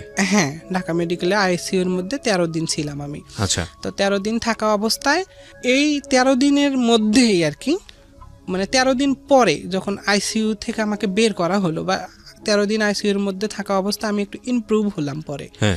ইমপ্রুভ হয়ে আমাকে বেডে দেওয়া হলো। তো বেডে দেওয়ার পরে আমি আমার শারীরিক চেঞ্জটা বুঝতে পারি। কিরকম? যেমন কীরকম চেঞ্জ এখানে বলি। চেঞ্জ বলতে কীরকম, যে আমার আমি তো বরাবর ওয়াশরুমে যাওয়া আসা করতেছি প্রস্রাব পায়খানার জন্য, বা যাচ্ছি আর কি। তো যাওয়াতে বুঝি যে যখন আমি প্রস্রাব করি, প্রস্রাব করতে গিয়ে একটা মানে নারী অংশ, মানে এরকম নার জাতীয় একটা বাহিরে বের হয়ে আসতে চায়। ওকে। আচ্ছা, এরকম মনে হয় যে যখন প্রস্রাব করতে আসি তখন মনে হয় যে একটা নার জাতীয় কোনো কিছু। নার মানে আপনি বলছেন যে ইটস লাইক আ পাইপ বা নলের মতো কোনো একটা কিছু? হ্যাঁ, নলের মতো কিছু, যে মানে বাহিরে বের হয়ে আসতে চাচ্ছে। এখানে একটু ইন্টারাপ্ট করছি, ভিডিওতে যারা দেখছেন এবং একই সাথে অডিওতে যারা শুনছেন, প্লিজ আজকের এই এপিসোডটাকে আপনারা মেডিকেল সায়েন্সের জায়গাটা থেকে নেবেন। এগুলো বোঝানোর জন্যই আমরা এই জিনিসগুলোকে এক্সপোজ করছি, কারণ অনেকেরই অনেক ধরনের কোয়েশ্চেন থাকতে পারে। And most importantly, I am not a doctor, I am not a physician. উনি যেটা বলছেন সেগুলো যে একদম ফুল ইনভেস্টিগেট করে আপনাদের এখানে উপস্থাপন করা হচ্ছে তা নয়। আপনারা চাইলে ওনাকে সন্দেহ করতে পারেন, আপনারা চাইলে অবিশ্বাসও করতে পারেন, আপনারা চাইলে আপনাদের জায়গাটা থেকে পুরো গল্পটাকে বাদ দিয়ে দিতে পারেন, সেই সুবিধা আছে। আমরা আমাদের জীবন গল্পের ডিসক্লেইমারে সবসময় এই কথাটা বলি যে আমাদের জীবন গল্পের সবচেয়ে বড় সীমাবদ্ধতা হচ্ছে এটাই, যে যিনি এসে তার গল্পটা বলেন সেটা আমরা ইনভেস্টিগেট করি না বা করতে পারি না, বা আমাদের এখানে সীমাবদ্ধতা আছে। সুতরাং উনি যে কথাগুলো বলছেন সেগুলো অতিরঞ্জিত করে বলা, সেগুলো ভুল বলা, বা সেগুলো মিথ্যা বলা, কিংবা সেগুলোর মধ্যে অনেক কিছু যোগ বিয়োগ করা, সেগুলোর ব্যাপার হতেই পারে, এবং সেখানে আপনার অবিশ্বাসের বিষয় থাকতেই পারে। সুতরাং বিশ্বাস অবিশ্বাস একেবারেই আপনার নিজস্ব, এই বিষয়টা আমরা লিবার্টি দিচ্ছি আপনাকে। ওকে, বলেন। তারপরে ওই নলের মতো একটা বের হয়ে আসতে চায়, এরকম মনে হয়। তো আমি পরে ডাক্তারের সঙ্গে বিষয়টা শেয়ার করি আর কি, বা আমার তখন তো আপনি মেডিকেলেই আছেন? হ্যাঁ, তখন আমি মেডিকেলেই আছি। আমি মেডিকেলে এ টু জেড আমি 2 মাস 15 দিনের মতো ছিলাম আর কি। ডাক্তারের কাছে বললেন? হ্যাঁ, ডাক্তারের কাছে শেয়ার করলাম। তারপরে আবার ডাক্তার টেস্ট দিল আর কি, আবার নতুন করে টেস্ট। তো এই টেস্টগুলো দেওয়ার পরে এই টেস্টগুলো এখন কিভাবে আবার এই টেস্টগুলো করাবে, এটার সামর্থ্য তখনও ছিল না, এরকম অবস্থা। তো তারপরে আবার ওই বাসায় গিয়ে আবার যে কোনোভাবে ম্যানেজ করলো আর কি, কারণ এখানে যেহেতু জীবন মরণের প্রশ্ন হয়ে দাঁড়িয়েছে, একজন মানুষকে বাঁচানো ফরজ। তো বাঁচানোর জন্য যা করা লাগে আর কি, বা বাসায় যা হয়তো কিছু কিছু অংশ বা কিছু জিনিসপত্র ছিল এগুলো অন্যের কাছে বিক্রি করলো, করার পরে আমাকে নিয়ে আসে দেওয়া হলো আর কি। তারপরে আমাকে ওই ডাক্তার টেস্ট দিল, টেস্ট দেওয়ার পরে টেস্টের রিপোর্টে বলতেছে যে না, এটা কোনো সমস্যা না, এটা যে ওই যে জরায়ুটা কেটে ফেলা হয়েছে, জরায়ু কেটে ফেলা অবস্থায় এটার হচ্ছে, বা এটা নার ওই নলটা বা নারী যেটাকে বলে নার, যেটা ওটা ভিতরে গেছে বিধায় ওই বাইর হয়ে আসছিল, তো বাইর হয়ে আসাতে আবার ভিতরে চলে গেছে, যার জন্য রাস্তাটা ক্লিয়ার আছে। যখন প্রস্রাবের প্রেসার দিচ্ছে তখন এটা বাইরে আসতে চাচ্ছে, এরকম আর কি ডাক্তাররা বলতেছে, বা ডাক্তারের রিপোর্টে এরকম বলতেছে। কিন্তু ডাক্তারের রিপোর্টও এখানে তখন এরকম মানে এটা কোনোভাবেই ধরতে পারে না, ডায়াগনোজ করতে পারে না। তারপরে যখন এরকম হবার পরে আরও কিছুদিন যাচ্ছে, এভাবে আরও 1 সপ্তাহ বা 10 দিন গেল। যাবার পরে আমি মানে ওই বুঝতে পারি যে মানে পুরুষ লিঙ্গের মতো আর কি, পুরুষ লিঙ্গের মতো, বা ছোট বাচ্চা যেমন লিঙ্গ যেরকম সেই আকৃতি বা সেই রকম ধরন বোঝা যাচ্ছে উপরে, এটা যে উপরে এরকম একটা আকৃতি বোঝা যাচ্ছে। আচ্ছা। তো যখন বোঝা যাচ্ছে তখন ডাক্তাররা এটা বলল যে ঠিক আছে, এটা আমরা বিষয়টা দেখবো। তখন ওই ডাক্তাররা সেমিনার করলো আর কি, বোর্ড মিটিং করলো। বোর্ড মিটিং করে বিষয়গুলো ভালোভাবে দেখার সিদ্ধান্ত নিল আর কি, যে বিষয়টা যেহেতু অন্যদিকে যাচ্ছে এখন, যেহেতু এটা এরকম বোঝা যাচ্ছে, এটা আসলে কি, তখন আমাকে নিয়ে ডাক্তাররা গবেষণা করে আর কি, বা বোর্ড মিটিং করে। মিটিং করার পরে আমাকে পরবর্তীতে দেখে, তারা বিভিন্ন টেস্ট করার পরে টেস্টগুলোতে দেখে যে এটা নাকি ওদের রিপোর্টে বলে যে হরমোন থেকে এটা এই প্রবলেমটা ডায়াগনোজ করলো যে এটা একটা প্রবলেম, এবং হরমোন ইমব্যালেন্স হওয়ার কারণে বা যে কোনো কিছু হওয়ার কারণে এই সমস্যাটা তৈরি হচ্ছে। জি জি জি, হরমোন প্রবলেমের জন্য এটা আসলে এরকম। তো পরে ডাক্তাররা যখন বোর্ড মিটিং করলো, করার পরে আসলে তারা একটা সিদ্ধান্তে গেল যে আসলে বিষয়টা কি বা কি করা প্রয়োজন আর কি। তো তখন তাদের হাতে যখন আর কোনো ওয়ে ছিল না, তখন তারা কি বলল, আমাকে বলল যে হচ্ছে বাইরে যাওয়ার জন্য, দেশের বাইরে। হ্যাঁ, বলতেছে এটা তো আসলে খুব ক্রিটিক্যাল প্রবলেম, এর থেকেও মানে ওই শুরুতে যখন আমার জরায়ু অপারেশন করলো আর কি, কেটে ফেলার পর পরবর্তীতে এখন আবার একটা অপারেশনের নোটিশ করলো আর কি তারা, যে অপারেশন করতে হবে, এটাকে যদি দূরীভূত করতে চান, ঠিক আছে, এটা নাকি সম্পূর্ণ হরমোন থেকে মানে ফিজিক্যালি একটা প্রবলেম আর কি। আচ্ছা আচ্ছা, বলতেছে। আচ্ছা, তো আপনারা ও তো একজন মেয়ে মানুষ, তো মেয়ে মানুষ এখন ওর শারীরিক সমস্যা বা হরমোনের জন্য এটা একটা প্রবলেম, তারা এটা বলতেছে যে এটা একটা প্রবলেম। তো এই প্রবলেমটা সমাধান করতে গেলে ওর অপারেশনের প্রয়োজন আছে, বা অপারেশনটা করতে গেলে অপারেশন দেখা গেছে অনেক ব্যয়বহুল এবং অনেক রিস্ক, পেশেন্ট মানে বাঁচতেও পারে আবার মরে যেতেও পারে, এরকম আর কি। তো তখন আমার বাবা মা বলে যে ঠিক আছে, আমাদের তো এমন কোনো সামর্থ্য নেই যেটার মাধ্যমে আমরা এটা করব। তো আমার মেয়ে যাই হোক আর যাই হোক মানে মানুষ আছে, এটা বলে যে মানুষ আছে। অনেক সময় অনেক জায়গায় আমরা শুনি যে আল্লাহ প্রদত্তভাবে অনেক কিছুই শুনতে পাই যে এটা এই জায়গায় অমুক এমন হয়েছে বা অমুক জায়গায় এরকম হয়েছে, অনেক কিছু শোনা যায়। তো যাই হোক, এটা আর কি তাদের ধারণা। তারা বলে যে আমার মেয়ে মানুষ আছে, মানুষ বাদে আর অন্য কোনো কিছু হয়নি, যা আছে তা থাক। এখন অপারেশন করতে গিয়ে যদি তার সে যেখানে যদি বাঁচা মারার প্রশ্ন হয়ে ওঠে, সে যদি বাঁচতেও না পারে, জীবনের সাথে এতটা যুদ্ধ করে এত দূর নিয়ে আসে আমরা কিভাবে তাকে হারাই, এটা চিন্তা করে আর কি। তো এই চিন্তা করাতে তারা সব কিছু ছেড়ে দিল, কাছে ঠিক আছে আপনারা ওইটা বাদ দিয়ে এদিকে কি করা যায়, আপনারা সুস্থ করতে যা লাগে সেটা করেন আর কি। মানে বিষয়টা হলো এরকম যে ওর শরীরে যে পরিবর্তনগুলো আসতেছে সেগুলো আপনারা ছেড়ে দেন, কিন্তু বাকিটুকু যতটুকু আপনাদের ওকে সুস্থ করার জন্য যা করা লাগে সেইটুকুর দিকে ফোকাস করেন আর কি। ওকে, ফাইন। তারপরে ডাক্তার বলতেছে যে না, ওটার অপারেশন প্রয়োজন আছে, এটা বলতেছে, কারণ সে একজন মেয়ে মানুষ, বা এখন মেয়ে মানুষ, ওর এই সমস্যা হরমোন থেকে এটা আসলে বিপরীত দিকে যাচ্ছে। ডাক্তার বলতেছে যে এটা বিপরীত দিকে যাচ্ছে, মানে যেহেতু এটা বোঝা যাচ্ছে যে একটা পুরুষ লিঙ্গের মতো বা ছোট বাচ্চার বা এমনও তো হতে পারে, মানে যেটা গ্রো করছে সেটা একটা পর্যায়ে গিয়ে থেমে গেল মাঝামাঝি পর্যায়ে, সো না পুরুষ না মহিলা। হ্যাঁ, তখন হয়তো বা ডাক্তাররা এটা চিন্তা করে আমাকে আর কি ওইটা সলিউশন করে আর কি, যে অপারেশনটা করাই বেশি বেটার হবে, তাহলে একটা দিক থাকবে, ঠিক আছে, যে তারা একটা দিক থাকবে, সে একজন মানুষ হিসেবে ছেলে হোক বা মেয়ে হোক একটা পর্যায়ে চলে যাবে। এখন তো তার পজিশন ভিন্ন রকম, এটা ভিন্ন দিকে চলে যাচ্ছে, হয় না, যারা আমাদের সমাজে থার্ড পারসন যারা আছে আর কি, তাদের আকৃতিও হতে পারে বা তাদের মতো হতে পারে, এরকম ভাবতেছে।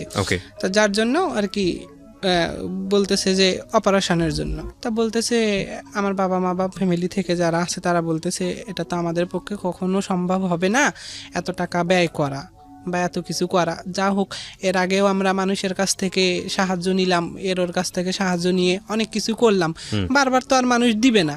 আপনি যে কেউ হোক একজনের কাছে আমি আজকে হাত পাতবো, 10 টাকা চাবো, আবার পরের দিন চাবো, আবার 10 টাকা দিবে, আবার পরের দিন চাইতে কি পারবো তার কাছে? আর তো চা সম্ভব না। তো এভাবে বলার পরে ওরা ওটা ছেড়ে দিল। দেওয়ার পরে ঠিক আছে, সমস্যা নাই, আপনারা যেটা চান সেটা হবে আর কি, আমরা প্রাথমিকভাবে যেটা চিকিৎসার প্রয়োজন আছে সেটা আমরা দিই, ওটা ওভাবে চলুক। তো ওরা ওইভাবে চিকিৎসা দিল। দেওয়ার পরে আমি কি করলাম, বাসায় কি ওখানে থাকা অবস্থায় আমার ক্রমাগত দিন এটা আসলে বেড়েই চলছে। আচ্ছা, তো ওখানে ছিলেন আপনি কতদিন? ওখানে আমি 2 মাস, প্রায় 15 দিনের মতো। 2 মাস 10-15 দিনের মতো আপনি ওখানে ছিলেন। তার মানে ওইখান থাকা অবস্থায় কি আপনার একটা চেঞ্জটা কি কমপ্লিটলি? হ্যাঁ, ওইখানে আমি যখন ওই যে বললাম আইসিইউ এর মধ্যে ছিলাম 13 দিন, আইসিইউ এর মধ্যে থেকে আমাকে যখন বের করা হলো, বের করার পরে আমার এই চেঞ্জটা আসে বা আমি বুঝতে পারি এই আচ্ছা। চেঞ্জটা। তো এটা কি একবারে কমপ্লিট হওয়া পর্যন্ত আপনাকে ওখানে রেখেছিল না নাকি? না না, আচ্ছা। এটা কমপ্লিটও হয়নি আচ্ছা, তখনও। তারপর তারপরে যখন এরকম হচ্ছে হবার পরে ডাক্তার বলতেছে ঠিক আছে আমরা যতটুকু চিকিৎসা দেওয়ার ততটুকু দিচ্ছি। তারপরে তারা তাদের মতো চললো, চলার পরে চিকিৎসা দিল, দেওয়ার পরে ক্রমাগত আমার দিক থেকে এটা দিন দিন মানে বেশি হচ্ছে, বা আমার কাছে মনে হচ্ছে বা এটা একটা আকৃতি বা একটা মেয়ে বলেন বা একটা ছেলে বলেন যে আকৃতি, তখন আমার মানে ছেলের মতো হয়ে যাচ্ছে। আচ্ছা, সেটা তো আকৃতির দিক থেকে গেল, কিন্তু আপনার মনোজাগতিক ব্যাপারটা কি ছিল? আপনি কি তখন নিজে থেকে না। মেয়েই মনে করতেন না ছেলে? না, আমি তখনও আমি মেয়ে মনে করতাম আচ্ছা নিজেকে। আচ্ছা, ইন্টারেস্টিং। ওকে, খুব যাও, ইন্টারেস্টিং। তারপরে এটা এভাবে চলে আসছে, তারপরে চিকিৎসা দিলে আমি সুস্থ হলাম আল্লাহর রহমতে। আর এখন আর আমার কোনো সমস্যা নাই, মানে এইটা ব্যতীত আর আমারও কোনো সমস্যা নাই। তো তারপরে ওখান থেকে ওই ছেলের সঙ্গে কি আপনার যোগাযোগ ছিল, যে ছেলেটার সঙ্গে আপনার ভালোবাসার সম্পর্ক? হ্যাঁ, ওর সঙ্গে তখনও আমার যোগাযোগ ছিল? তখনও যোগাযোগ, আমি হয়তো বা চিকিৎসার জন্য বা শারীরিক সমস্যার জন্য বা এগুলো অসুস্থতার জন্য কিন্তু যোগাযোগ করতে সম্পর্কটা ছিল, পারিনি। সম্পর্কটা। সম্পর্কটা ছিল, আচ্ছা, ইভেন এখনো আছে।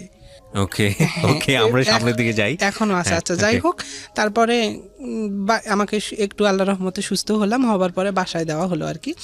বাসায় দেওয়ার পরে আমি বাসায় যাওয়ার পরে আমার শারীরিক প্রবলেমটা আরো মানে আকার ভালো বড় আকার ধারণ করে। যেমন আচ্ছা, ধরেন মানে পূর্ণ আকার যেটাকে বলে। হ্যাঁ, পূর্ণ আকার, যে আমি মানে আমার গঠনে আমি একজন ছেলে মানুষ হয়ে গেলাম। এটা কতদিন লাগলো বা কত মাস লাগলো এটা কমপ্লিট হতে? এটা বেশি দিন হয়নি। এটা এই যে যখন আমি হসপিটালে ছিলাম প্রায় 2 মাস 15 দিনের মতো, ওখান থেকে আসলাম, ওখান থেকে তো আমার সূচনা শুরু। যখন আমার জরায়ু কেটে ফেলা হলো, অপারেশন দেওয়া হলো, অপারেশনের পর থেকে আমার এই সূচনাটা শুরু। তো এই মতো অবস্থায় চিকিৎসা দেওয়া হলো, জাস্ট শারীরিক দিক থেকে আমাকে সুস্থ করে বাসায় পাঠানো হলো, কারণ ওখানে থাকলে যতদিন থাকবো তত ব্যয়। ঠিক আছে, কিন্তু ওখান থেকে আসার কয় মাসের মধ্যে আপনি কমপ্লিট একটা ফর্ম যেটাকে বলে কমপ্লিট চেঞ্জ? হ্যাঁ হ্যাঁ, এটা প্রায় আমি ওই এখানে বাসায় এসে আবারও ওই 1 মাস 15 দিনের মধ্যে মানে আমরা বলতে পারি যে 2 থেকে 3 মাসের মধ্যে আপনার পুরো ট্রান্সফরমেশনটা হয়েছে। ওকে, এরকম হয়ে গেছে। তো যাই হোক, পরে আমি বুঝতে পারলাম বা বাসায় যখন আসলাম, আসার পরে এটা এভাবে হলো। তখনও আমি মেয়ে মানুষের ভাবে মতো চলি, বা মেয়ে মানুষের লেবাস বা মেয়ে মানুষের, আমার মাথায় এত বড় চুল ছিল। আমার ছবিটা দেখলে হয়তো বুঝতে পারবেন। ছবিটা আমি দেখাচ্ছি, আমাদের দর্শকেরা আছেন তারা দেখতে, যদি এখন স্লাইডে আমি দেখাতে না পারি, আপনারা একদম গল্পের শেষ পর্যন্ত ওয়েট করবেন, আপনারা একেবারে গল্পের শেষে গিয়ে আপনারা ছবিটা পাবেন। হ্যাঁ, তো যাই হোক, আমার চুল এত বড় ছিল, পরে আমি সেভাবে চলতে আসি। চলার পরে একটা সময় এটা যখন আমি নিজে বুঝতে পারলাম যে আসলে আমার শারীরিক গঠনটা ছেলে মানুষ, বা আমি ছেলে মানুষ, এটা ইজিলি বোঝা যাচ্ছে। একটা ছেলে মানুষের যৌনাঙ্গ আলাদা, মেয়ে মানুষের যৌনাঙ্গ আলাদা, বা আমি মেয়ে ছিলাম কেমন ছিলাম এটা তো বুঝি, বা এখন ছেলেদের যৌনাঙ্গ। কিন্তু এখানে একটা কথা আছে নয়ন, এখন আমি আপনাকে নয়ন বলি সম্বোধন করি, যদিও কিছুক্ষণ আগে আমি আপনাকে নাজমা বলেছি। সেটা হলো যে এটা তো একদিনে হয়নি, 3-4 মাস একটা লম্বা সময় যদিও বলা যায়। কিন্তু এই যে ট্রান্সফরমেশনটা হচ্ছে, তাহলে তো আপনি মানে মানসিকভাবে প্রস্তুতি নেওয়ার সময় পেয়েছেন যে না আমি ছেলের দিকে যাচ্ছি, ছেলে হয়ে যাচ্ছি। তার মানে তো আপনার একটা মানসিক প্রস্তুতি বোধহয় আগে থেকেই ছিল, পরিবারের সদস্যরা বিষয়টা নিয়ে প্রিপেয়ার ছিল নাকি, কি বলবেন? হ্যাঁ, অবশ্যই ছিল, কারণ আমার এই সমস্যা তো যখন তারা দেখতে পারতেছে তখন অনেকেই, তারপরে এটা একটা সময় কি হলো, বাস্ট হয়ে গেল। মানে এটা ঘরের মধ্যেই ছিল, বাইরে কেউ জানতো না? হ্যাঁ, বাইরের কেউ জানতো না, কিন্তু আমি এই মতো অবস্থায় আবার ওই আমার রেজাল্ট বের হলো আর কি, রেজাল্ট মানে জিএসসি রেজাল্ট। হ্যাঁ, জিএসসি রেজাল্ট বের হয়ে আমার ক্লাসে ভর্তি হওয়ার কথা, তখন আমার মানসিক অবস্থা সম্পূর্ণ আলাদা, কারণ আমার সব মানে অন্যরকম হয়ে গেছে, কারণ আমার শারীরিক সমস্যা বা আমার আদার্স অনেক প্রবলেমের জন্য আমি মাথা পুরাই হ্যাং হয়ে গেছে, আমি আর আমার মধ্যে নাই, এমন একটা অবস্থা। তো যাই হোক, পরবর্তীতে এটা কি করলাম, বাসায় জানালাম। বাসায় জানা অবস্থায় একদিন আমার বান্ধবী আর কি আমাদের বাসায় আসে, মানে আমি বাইরে থেকে মানে চিকিৎসা করে বাসায় সুস্থ হয়ে আসছে, আমাকে দেখার জন্য আসে আর কি, 2 জন, মানে একজন আসে পরপর 2 জন পরে আসে আর কি। আসার পরে তখন আমি তাদের কাছ থেকে কোনো এক বিষয়ে তাদের কাছে আমি এটা শেয়ার করে ফেলি, যে কি জানি কথায় তাদের সঙ্গে শেয়ার করতে ফেলি যে আসলে এরকম আমার ঘটনাটা কেমন, মানে আমার কেমন জানি একটা শারীরিক চেঞ্জ, বা আমি এই জায়গাতে আমি ছেলে মানুষের মতো লাগে, ঠিক আছে। তখন ওরা বলে কি বলিস তুই এসব, আলতু ফালতু কথা কেন বলিস, এগুলো বলতেছে। তার মানে তোদের বিশ্বাস হয় না, না এরকম করে বলতেছে। কয় না আমার বিশ্বাস হয় না। তা ঠিক আছে, বিশ্বাস না হয় আমাকে মানে ফেস কর, মানে প্রুফ দেখা। হ্যাঁ যে ফেস কর, চার্জ কর, যে আমি আসলে যেটা বলতেছি আমার কথার সঙ্গে কতটুকু মিল আছে আর কি। তো তখনও তো তারা জানতো আমি মেয়ে মানুষ, তারা আমাকে মেয়ে সার্চ করতে তো কোনো প্রবলেম না। তো কি এসব বলে আজেবাজে কথা, দেখি তো এক পরে সার্চ করে দেখে যে হ্যাঁ বিষয়টা আমি যা বলছি সেটাই, যে আমি সত্য। পুরুষ মানুষ, হ্যাঁ এরকম বা পুরুষ মতো বোঝা, যে স্পষ্ট এটা বোঝা যাচ্ছে। না, রাইট। তারপর আচ্ছা, তারপরে ওরা এইটা দেখে চমকে গেছে, কয় কি এটা কেমন কথা, এটা কি দেখলাম আমরা, এরকম মনে করতেছে। বলা অবস্থায় এরা এই ওখান থেকে এক দৌড়, মানে আমি যে তাদেরকে ধরবো যে শোন এখন কাউকে বলিস না, বা এটা কি, বা আল্লাহ কি করতেছে না করতেছে এটা তো আমি বুঝতেছি না, কাউকে বলিস না, জাস্ট আমি তোদের সঙ্গে শেয়ার করছি, তোদের মধ্যে থাকা আপাতত, এইটুকু বলার আমি তাদেরকে সময় পাইনি। তো তারা দৌড়ে গিয়ে, মানে তার আতঙ্কিত একটা বিষয়, রাইট। তো আতঙ্কিত বিষয় দেখে সবাই আতঙ্কিত হবে, এটাই স্বাভাবিক। তো ওরা যখন ফেস করছে, করার পরে দৌড়ে বাসায় চলে গেছে। বাসায় গিয়ে ওদের মাকে বলছে, কয় মা এরকম এরকম নাজমান ও আমাকে এগুলো আজকে বলতেছে হঠাৎ করে, তা আমরা মানে কি বলি সেগুলো কথা দেখি, ফেস করতে গিয়ে তারা হ্যাঁ এরকম ওদের সর্বনাশ। এক কথা দুই কথা, এক কান দুই কান করে করে তো পুরো বাসায় যখন ওরা জানার পরে বলতেছে কি বলি সেসব, পরে পরে ওরা আবার আমার বাসায় আসলো, ওর মা মানে আমার বান্ধবীর মা, ওরা আসলো আমার গ্রামের আর কি, গ্রাম প্রতিবেশী বান্ধবী, একই ক্লাসে পড়ি আর কি তারা। তো আসলো, আসার পরে কয় কি এসব বলিস তুই উল্টাপাল্টা কথা, আর ও কি বলতেছে আমাকে গিয়ে এগুলা দেখি তো কি সমস্যা তোর, এগুলা বলতেছে। তারপরে ওরাও সার্চ করে, তো ওরা বেহুশ হয়ে যায় এমন অবস্থা। তারপরে এইভাবে বাসায় গেল, মহিলা মানুষ গ্রাম অঞ্চলে যা হয় আর কি, এক কথা কানাকানি করতে করতে একটা সময় অল্প দিনের ভিতরে, এটা মনে হয় 4-5 দিন বা 1 সপ্তাহ, হাইস্ট 1 সপ্তাহের ভিতরে পুরা বিষয়টা বাস্ট হয়ে গেল। ইন দ্য মিন টাইম আপনি কি আপনার ওই মানে বয়ফ্রেন্ড যে বা প্রেমিক যে, তাকে কি জানিয়েছেন বিষয়টা? না, তার সঙ্গে আপনি মেয়ে হিসেবে কথা বলেন। আমি অসুস্থ আছি বা চিকিৎসা করতেছি এগুলো সে জানতেছে, বা মাঝে মধ্যে যখন কথা হতো 2-4 মিনিট যে আমি চিকিৎসার জন্য আসি বা আমি অসুস্থ আছি, এই সমস্যা, এগুলো সে জানে। আপনি তো তখন নিশ্চিত হয়ে গেছেন যে এর সাথে আমার ওই ধরনের সম্পর্ক রাখা সম্ভব হবে না। হ্যাঁ, কিন্তু আমি তাকে এগুলো কোনো কিছু জানাই। কেন জানাচ্ছেন না তখন? জানাচ্ছি না কারণ সে তো আমাকে লাভ করে বা আমি তাকে লাভ করি, বা আমি জানাচ্ছি না এই কারণে যে মানে আমি কেন জানি জানাতেই পারতেছি না, মানে যতদিন সম্ভব গোপন রাখি, পরবর্তীতে হয়তো জানাবো। ওকে, তো তারপরে কি হলো? লোকজন জানাজানি হয়ে গেল। তারপরে লোকজন যখন জানাজানি হয়ে যাওয়ার পর মানে পুরা একটা আলোড়ন সৃষ্টি হয়ে গেল গ্রাম অঞ্চলে। দেখা গেছে গ্রামে আমার এক প্রতিবেশীর এক রিলেটিভ আছে, ফোনে বলতেছে আমাদের গ্রামে আমাদের পাশের বাড়ির এক মেয়ে এরকম ছেলে হয়ে গেছে। কি বলিস? ও তখন ওর আত্মীয় কোথায় আছে তাকে ফোন করে যে আমার বোনের বাসায় এক মেয়ে আছে, বা বোনের বাসার পাশে এক মেয়ে আছে, ও নাকি ছেলে হয়ে গেছে, মেয়ে থেকে ছেলে হয়ে গেছে, এগুলা বলতেছে। এভাবে অনেক, তার 2-1 দিনের ভিতরে মানে এত মানুষ, হাজার মানুষ আপনাকে দেখতে আসছে। হ্যাঁ, হাজার মানুষ আমাকে দেখার জন্য আসে, যে একটা আত্মাধিক একটা ঘটনা শুনছে, যে আসলে আতঙ্কিত হবার মতো অবস্থা কি আসলে দেখি তো। তো আমার তো শারীরিক কোনো সেন্স তখনও কিন্তু নাই, সরি মানে আমার বাহ্যিক যে সেন্সটা, আমার ভিতরের প্রবলেমটা হয়তো বা আমি মানে মেয়ে থেকে ছেলে হইছি বা মেয়ে থেকে ছেলেতে পরিণত হইছি, চেঞ্জ বলতে বোঝাচ্ছেন যে এটা আপনার ফেস চুল কাটানো বা কোনো চুল বড় বড়, এগুলো সব নরমালি আছে। তো সবাই আমাকে দেখতে আসে বলে কই কি এটা তো যে মেয়ে তো দেখতেছি, এখানে তো কোনো সেন্স দেখি না, এটা কি?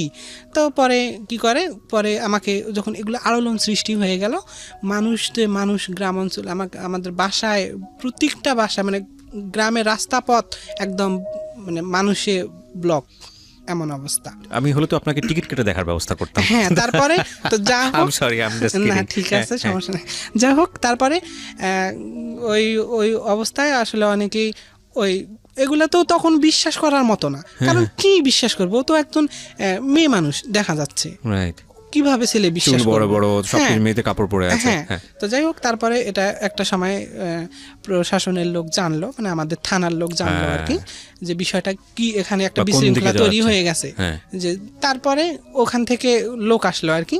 লোক আসার পরে আমাকে মানে এই বিষয়গুলো চার্জ করলো যে আসলে কি এখানে কি ঘটনা ঘটছে। তো যখন এগুলো ঘটনা ঘটছে, ঘটার পরে ওরা আমাকে তাদের হেফাজতের জন্য নিয়ে গেল থানাতে। তো থানাতে নিয়ে যাওয়ার পরে আমাকে ওখান থেকে আমাকে থানাতে কিছুদিন রাখলো আর কি। রাখার পরে এদিকে তো আলোড়ন চলতেইছে। তারপরে প্রশাসন তো আসে আসলে করার। ওই সময় কোনো স্থানীয় সংবাদপত্র বা সাংবাদিকেও যায়নি এরা? সাংবাদিক মনে হয় হ্যাঁ পরবর্তীতে গেছে আর কি, পরবর্তীতে গেছে। যাই হোক, তারপরে আমাকে যখন থানাতে নিয়ে যাওয়া হলো, থানা থেকে আমাকে কোর্টে চালান করা হলো আর কি। কয়েকদিন পরের দিনে আমাকে আগের দিন থানাতে নিল, নেওয়ার পরে বিষয়টা আমাকে মহিলা পুলিশ দ্বারা চার্জ করলো আর কি। কারণ আমি তো তখনও মহিলা, আসলে কি বিষয়টা, যখন মহিলা পুলিশ দ্বারা চার্জ করলো তখন আসলে তারা তো দেখলো যে স্যার এই ঘটনা আসলেই সত্য। হ্যাঁ, আসলেই সত্য। তখন তো আবার ওই থানার ওসি ইসমাইল নাম ছিল স্যারের, ওই ইসমাইল স্যার ছিলেন আর কি। তখন তিনিও বিষয়টা আমাকে ফেস করলো যে যেহেতু এখন তুমি ছেলে মানুষ, ওরা বলতেছে আসলে আমি নিজে কনফার্ম হতে চাই এটাতে আর কি। তারপর আমি এটার অনুযায়ী আমি চার্জশিট করব আর কি। কি বিব্রতকর বিষয়টা, মানে আপনি যেখানেই যাচ্ছেন আপনাকে সেখানে প্রুফ দেওয়ার জন্য এই ধরনের বিষয়টা ফেস করতে হচ্ছে। কেমন একটা আমার নিজের কাছে কেমন, আমার দেখেন শুরু থেকে আমার সবাই বা যারা আছে, আমি যাদের সঙ্গে কথাগুলো শেয়ার করতেছি, তারা সবাই জানুক বা দেখুক যে একটা মানুষের জীবনে কত দুঃখ কষ্ট শুরু থেকে, লাইফে জন্মগ্রহণ করার পর থেকে আজ অবধি কিভাবে দুঃখ কষ্টের উপরে চলতেছি বা কিভাবে চলে আসছে জীবন যাপন, বা কিভাবে জীবনযাপন করে জীবনের সঙ্গে যুদ্ধ করে আজও বেঁচে আছি পৃথিবীতে। জি, নিশ্চয়ই। আমি সবসময় একটা কথা বলি, আমাদের প্রত্যেকটা জীবন গল্প থেকে কিছু না কিছু শেখার আছে, এবং আপনি যে কথাটা বললেন এটাকে আমি পরবর্তীতে আরো ইলাবোরেট করবো, আমি গল্পেই যাই। যে তারপরে কি হলো, থানা থেকে কোর্টে নিয়ে গেল, কোর্ট থেকে তারপরে থানাতে চার্জ করে যখন আমাকে দেখলো এই অবস্থা, তারপরে কোর্টে নিয়ে গেল। কোর্ট থেকে আমাকে কোর্ট থেকে আবার সরকারিভাবে আমাকে টেস্ট করানোর জন্য দেওয়া হলো, টেস্ট। আচ্ছা। তারপরে এখানে ওই টেস্টের জন্য দেওয়া হলো, টেস্টে আমাকে নিয়ে যাওয়া হলো, টেস্ট করা হলো। তারপরে আমাকে ফরেন্সিতে দেওয়া হলো, ফরেন্সি থেকে আবার ওখানে বিভিন্ন টেস্ট করা হলো। তারপর ওখান থেকে পরমাণুতে দেওয়া হলো, রংপুর পরমাণুতে দেওয়া হলো। পরমাণু থেকে আবার হরমোন টেস্টের জন্য মানে যা প্রয়োজন, কারণ একটা বিশৃঙ্খলা ঘটে গেলে কিংবা একটা সমস্যা তৈরি হলে প্রশাসন এটার সমাধান কিভাবে চূড়ান্ত করবে সেটা তো তদারকি করবে কিংবা ভেরিফিকেশন করে, যেটা লাস্ট পর্যন্ত যেটা পাবে তারা তো সেটাই সলিউশন দিবে। দে নিড সাম ডকুমেন্টস, প্রথম কথা হচ্ছে এটা। এই কাগজগুলো কি আপনার কাছে আছে? এই কাগজগুলো আমার কাছে বাসায় আছে। হ্যাঁ, রংপুরে? হ্যাঁ, আমার সবকিছু আছে। তো যাই হোক, তারপরে আমাকে কোর্টে দেওয়া হলো। কোর্ট থেকে তো এই যে বিভিন্ন এরকম টেস্ট করা হলো, ফরেন্সি থেকে মেডিকেলে দেওয়া হলো, মেডিকেল থেকে ফরেন্সি থেকে পরমাণুতে। তারপরে বিভিন্ন টেস্টের রিপোর্ট আমার ওদের হাতে প্রায় 1 মাসের মতো আসলো, 1 মাস 17 দিন। আমার এটা একদম জেনুইন মনে আছে। পরমাণুতে কেন? হরমোন টেস্টের জন্য। পরমাণুতে কোন জায়গায় এটা? রংপুর। আচ্ছা, আই এম নট শিওর, আমি জানি না ব্যাপারে। তারপর হরমোন টেস্টের জন্য গেছেন? হ্যাঁ, তারপরে সকল রিপোর্ট যখন তাদের হাতে আসলো, তাদের হাতে আসার পরে পরবর্তীতে এটা তখন ওই ডাক্তারি ইয়াতেও সেটা ফেস হয়ে গেল যে আসলে মানে সে এখন সম্পূর্ণ একজন ছেলে মানুষ, মানে 100% ছেলে। হ্যাঁ, সে 100% একজন ছেলে। প্রিয় শ্রোতা, অনুষ্ঠান চলতে আপনাদের জন্য একটি বিশেষ অ্যানাউন্সমেন্ট করতে চাই। সেটা হলো, আমি আরেকটি অনুষ্ঠান করি রেডিও আম্বার 102.4 FM এ। প্রতি শনিবার রাত 10টায় প্রচারিত হয় মাইক্রোফোন টেস্টিং 1024। হয়তোবা অনেকেই শুনেছেন, বাংলাদেশের রেডিওর ইতিহাসে সর্বপ্রথম মিউজিক রিয়েলিটি শো, গানের রিয়েলিটি শো, এবং 2019 সালের সেরা আম্বার ভয়েস আমরা খুঁজে বের করবার চেষ্টা করছি। সেখানে আপনি অডিশন দিয়ে সেখানে আপনি অংশগ্রহণ করে সেরা আম্বার ভয়েস হতে পারেন।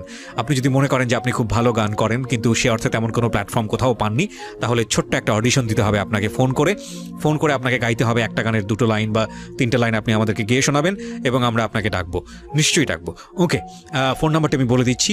ফোন নাম্বারটি হচ্ছে 09611001024। আমি আবারও বলছি, ফোন নাম্বারটি হচ্ছে 09611 001-024। যদি আপনি মনে করেন আপনার কণ্ঠ সারা দেশের মানুষের কাছে যাওয়া উচিত, আপনি সেরকম গাইতে পারেন, তাহলে যোগাযোগ করুন এবং অংশগ্রহণ করুন মাইক্রোফোন টেস্টিং 1024-এ, আমরা যেখানটায় ছিলাম। তারপর তো যাই হোক, এভাবে সকল রিপোর্ট দেওয়া হলো কোর্টের আমাকে 1 তারিখে ফালানো হলো, তারিখ অনুযায়ী আমাকে কোর্টে নেওয়া হলো। কোর্ট থেকে আমার সকল ইনফরমেশনগুলো দেখলো, দেখার পরে আমাকে আবার কোর্ট থেকে মানে দেওয়া হলো আর কি, ফেরত দেওয়া হলো। ফেরত দিয়ে আবার রিপোর্টগুলো ভেরিফিকেশন করবে আর কি। তো যাই হোক, তারপরে আমাকে কোর্টের কাগজপত্র সব কিছু যা দেখলো, দেখার পরে আমাকে ওখানেই কোর্ট থেকে আবার ওই নিয়ে যাওয়া হলো বাইরে। নিয়ে যাওয়ার পরে ওদের মতো করে আমাকে চুল কেটে দিল। আচ্ছা, চুল কেটে দিয়ে তারপরে লুঙ্গি, প্যান্ট, শার্ট, আচ্ছা, আমাকে ছেলে মানুষ লেবাস দিয়ে দিল। চুল কাটলো কে? চুল কাটছে ওদের লোকই, বা ওই মানে কোর্ট থেকে আমাকে নির্দেশ দেওয়া হয়েছে যে ওর চুল টুল কেটে দেওয়া হোক, মানে ও এখন মানে ছেলেদের মতো জীবনযাপন করবে। হ্যাঁ, এটাই কারণ ও এগুলো বলতেছে আর কি, যে ঠিক আছে ও তো এখন ছেলে, তাহলে ও কিভাবে মেয়ের জীবনযাপন করবে, ও ছেলে মানুষের মতো থাক, ওকে চুল টুল কাটাই দেওয়া হোক, তারপরে প্যান্ট শার্ট বা লেবাস যেটা, ও একজন ছেলে মানুষের মতো জীবনযাপন করুক। তো যাই হোক, কোর্ট থেকে আমাকে এটা আসলে ওইভাবেই চুল টুল কেটে প্যান্ট শার্ট পরে তারপরে 1 মাস 17 দিন 18 দিনের মাথায় আমাকে আসলে খালাস করে দেওয়া হয় ওখান থেকে আর কি। তো ওখান থেকে বাসায় আসলাম। বাসায় এসে তো আমি সবার কাছে ভিন্ন রকম হয়ে গেলাম, যে মানে আমি এখন ছেলে মানুষ, এটা সবাই জানতেছে। কিন্তু আপনাকে যে পুলিশে ধরে নিয়ে গেল, মানে পুলিশে ধরে নেওয়া যাওয়া বলবো না, পুলিশ আপনাকে সেফ কাস্টাডিতে নিয়েছে। তো পুলিশের জায়গাতে নিয়ে গেল, এটা তো অনেকে অন্যভাবে ব্যাখ্যা করতে পারেন যে আপনার কোনো মামলা হয়েছিল না আপনার, বা কোনো কিছু হয়েছিল কিনা যে কারণে পুলিশ আপনাকে নিয়ে গেল, কোর্ট ফেস করলেন, এরকম কিছুই না। না, জাস্ট আমাকে হেফাজতের জন্য নেওয়া হয়েছে আর কি। বিষয়টা যেহেতু বিশৃঙ্খলা বা বিষয়টা এরকম শোনা যাচ্ছে, তা আসলে এটা তো এভাবে আইনের লোক তো এটা এভাবে করতে দিবে না, বা নিশ্চয়ই এটা একটা বড় ধরনের দুর্ঘটনা ঘটে যেতে পারে। তো এটার জন্য জাস্ট আমাকে এভাবে করা হয়েছে আর কি। যাই হোক, এখন সেখান থেকে আমাকে দিল, তখন থেকে আমি একজন ছেলে মানুষ বা ছেলে মানুষের মতো জীবনযাপন করতেছি। ঠিক আছে, এখানে আরেকটা পয়েন্ট আমি বলি, সেটা হচ্ছে আমি যদিও বা শারীরিক দিক থেকে ছেলে মানুষ, কিন্তু মানসিক দিক থেকে না। যাই হোক, তারপরে আমি ওখান থেকে আসলাম। আসার পরে আবার তো পড়াশোনা চালু করলাম। পড়াশোনা চালু করে পড়াশোনা রীতিমতো করতেছি। রীতিমতো করা অবস্থায় আর কোনো প্রবলেম আমরা হচ্ছে না, কারণ এটা সবাই জানে, সবার কাছে জানা যে বিষয়টা। ও এ থেকে আমি কলেজে বা স্কুলে যাওয়া আসা করতেছি, এখন আমি ছেলে মানুষ, এরকম আমার কোনো রকম কোথাও কোনো রকম প্রবলেম হচ্ছে না। বা আমাকে মানে ওই আমার যাইতে সংকোচ বোধ করতাম বিধায় আমাকে আমার কলেজ থেকে টিচার করে দেওয়া হয়েছে, যে আমাদের যাতায়াত রাস্তায় এক টিচার যাওয়া আসা করতো আর কি, স্কুলে যাতায়াত রাস্তায়। তো ওই টিচার প্রতিদিন নিয়ে যাওয়া আসা করতো আমাকে কলেজে। তো এভাবে আর কি পড়াশোনাটা করি। পড়াশোনা করে আমি অনার্স 2nd ইয়ার পর্যন্ত পড়াশোনা করতে পারি। এখন দুর্ভাগ্যজনিত পড়াশোনাটা আমার স্টপ হয়ে গেছে। কেন? আর এই যে আর্থিক সংকটের কারণে, আর্থিক অনটন। আমি যাই হোক এত দূর পর্যন্ত পড়াশোনা করে আসছি শুধুমাত্র নিজের চেষ্টায়। আমার কোনো সলিউশন ছিল না, বা টিচাররা হেল্প করছে, এটা আমি অবশ্যই বলবো। আমার টিচার যারা ছিল তারা হেল্প করছে। আর একটা কথা আমি এড়িয়ে গেছি, সেটা হচ্ছে এই সময় কিন্তু আমার টিচাররাও এখানে ছিল। যখন আমার এই যে মেডিকেলগুলো করায় আর কি, মেডিকেল রিপোর্টগুলো নেয় বা বিভিন্ন ডাক্তারের কাছে নেওয়া হয়, তখন আমার স্কুলের টিচাররাও ছিল এখানে আর কি। আচ্ছা, আপনি স্কুলের টিচারও ইনভলভ ছিলেন?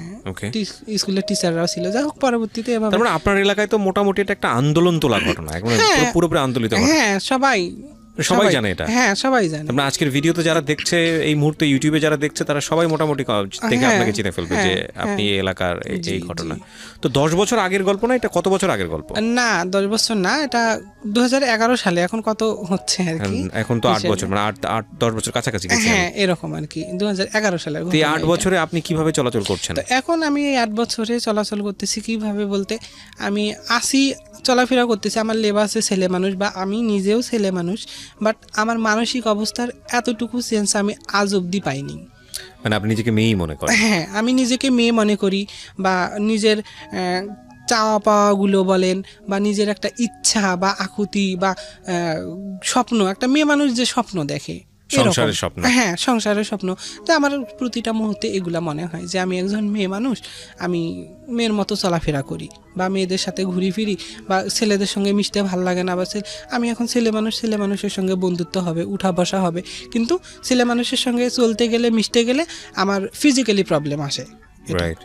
কারণ আমি তো জন্মগত সূত্রে একজন মেয়ে মানুষ, তো জন্মগত সূত্রে যেহেতু মেয়ে মানুষ, আমি ক্লাস 9 তখন, প্রায় আমার বয়স 15 বছর বলতে গেলে। তো 15 বছর একটা মেয়ে মানুষ হিসেবে জন্ম থেকে চলে আসছে, বা তার চাওয়া পাওয়া, তার চলার শৈশবের গতি, পুরোটা সময়, হ্যাঁ, কিশোর বয়সের জীবনটা পুরোটা গড়ে সময়। উঠছে প্রায় এভাবে। রাইট। তাহলে সেটাকে সে কিভাবে চেঞ্জ করবে? তো আমি আসলে কোনোভাবে, কোনো ক্রমেই আমি আসলে এটাকে চেঞ্জ করতে পারি না এখনো। এই জিনিসটাই জাস্ট আমাকে দুঃখ দেয়, বা এই জিনিসটাই আমাকে কষ্ট দেয়। আপনি কি ওই ছেলেটাকে যাকে ওই সময়টাতে ভালোবাসতেন, আপনি বললেন যে এখনো তার সঙ্গে আপনার সম্পর্ক হ্যাঁ, আছে, তো বন্ধু হিসেবে আছে নাকি কি হিসেবে আছে? বন্ধু হিসেবেই আছে আর কি। তো তার সঙ্গে আমার এখন ইদানিং খুব একটা যোগাযোগ হয় না। আচ্ছা। তো সে তার মতো আছে, আমি আমার মতো আছি। তো এই যে মানসিক অবস্থাটা মেয়েটার মতো, কিন্তু শরীরটা ছেলেদের মতো মানে কি ছেলে, হ্যাঁ। তো এই জায়গাটা নিয়ে কখনো একজন সাইকিয়াট্রিস্টের পরামর্শ নেওয়া, একটা মনো ডাক্তারের না পরামর্শ না, নেওয়া? আমি এগুলা নিইনি নেয়নি? কখনো, না, আপনার তো নেওয়া উচিত না, আপনার প্রয়োজন না, আপনি কি মনে করেন? নেওয়া উচিত, হ্যাঁ, কারণ আমার যেহেতু বা ওই সুবিধাটা ছিল না, হ্যাঁ, ওই ফ্যাসিলিটিটা পাননি আপনি। ভবিষ্যৎ আছে, বা ভবিষ্যতে একটা মানুষ, হয়তো আমি মানুষ হিসেবে পৃথিবীতে বেঁচে থাকবো, আমার তো একটা সাপোর্ট প্রয়োজন আছে, বা প্রত্যেকটা মানুষের একটা সাপোর্ট প্রয়োজন থাকে। মা বাবা থাকে, ভাই বোন থাকে, বা হাজব্যান্ড থাকে, বা ওয়াইফ থাকে, বা সন্তান থাকে, যাই হোক, যে কেউ কোনো না কোনো সাপোর্ট থাকে। তো আমার লাইফে তো আসলে এরকম কোনো সাপোর্ট নাই। আমার মা নেই, বাবা নেই, ভাই নেই, বোন নেই, বা নিকটতম ভালো কোনো বন্ধু নেই, বা এখন যে আমি এই অবস্থায়, আমি যেভাবে আছি, আল্লাহ যেটা করছে তার ইয়েতে, মর্জি। আমি, হ্যাঁ, তার মর্জি, আমি আসলে সেরকম হই, সেভাবে আমার সব কিছু হোক। কিন্তু আমি অনেক চেষ্টা করি যে আমি নিজে একজন ছেলে মানুষ, আমি ছেলে মানুষের মতো চলাফেরা করি, খাই দাই, ঘুমাই, বা ছেলে মানুষের সাথে উঠি বসি, আমার সব কিছু ছেলে মানুষের মতো হোক। কিন্তু এটা কোনো ক্রমেই আমি করতে পারি না। মানসিক দিক থেকে আমার মানসিক দিক থেকে কখনোই আসে না যে আমি একজন ছেলে মানুষ, বা আমি এখন ছেলে মানুষ, বা আমার ছেলে হিসেবে সব কিছু একুরেট, বা আমি ছেলে মানুষ হিসেবে একজন স্বয়ংসম্পূর্ণ মানুষ, ছেলে মানুষ। তো আমার একটা মানসিক দুর্বলতা হবে মেয়েদের প্রতি, বা আমি মেয়েদের প্রতি আকৃষ্ট হব, ন্যাচারালি বিষয়, যে মেয়েদের প্রতি আকৃষ্ট হব। আসলে এরকম না, আমি এখন যে মেয়ে মানুষ, মানে আমি এখন ছেলে মানুষ, তো আমার এখনো মেয়েদের মতো। আপনি ভেতরটা বলছেন যে ভেতরটা আপনার অনুভব হয় আপনি একজন নারী, আপনি একজন মেয়ে, এরকম মনে হয়। ঠিক আছে। আমি বিষয়গুলো নিয়ে যে আপনাকে প্রথম উপস্থাপন করা এই জীবন গল্পে তা না। আপনি যদি আমার এই অনুষ্ঠান নিয়মিত শুনে থাকেন তাহলে দেখবেন যে এখানে অনেকেই এসেছেন ইন্টারসেক্স, এবং শুধু তাই না, তারা তাদের কথাগুলো মন খুলে এখানে বলেছেন, আমি সে বলার সুযোগ দিয়েছি। আমি সবসময় একটা কথা বলি, এটা হচ্ছে সবার মন খুলে কথা বলার প্ল্যাটফর্ম। আমরা সচেতনভাবে চেষ্টা করি যিনি বলছেন তার কথায় যাতে কেউ আঘাতপ্রাপ্ত না হন, তার কথায় কোনো কমিউনিটি যাতে করে আঘাতপ্রাপ্ত না হয়, এবং একই সাথে তার কথায় কেউ যাতে হেয় না হয়, এবং তার কথায় কেউ যাতে দোষী প্রমাণিত না হয়, এই বিষয়গুলো আমরা সচেতনভাবে অ্যাভয়েড করার চেষ্টা করি।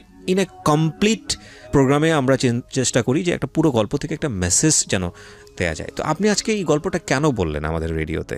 এই যে খুবই ইন্টারেস্টিং, মানুষ খুব মনোযোগ দিয়ে শুনেছে আজকের এই গল্পটা, যারা দেখেছে।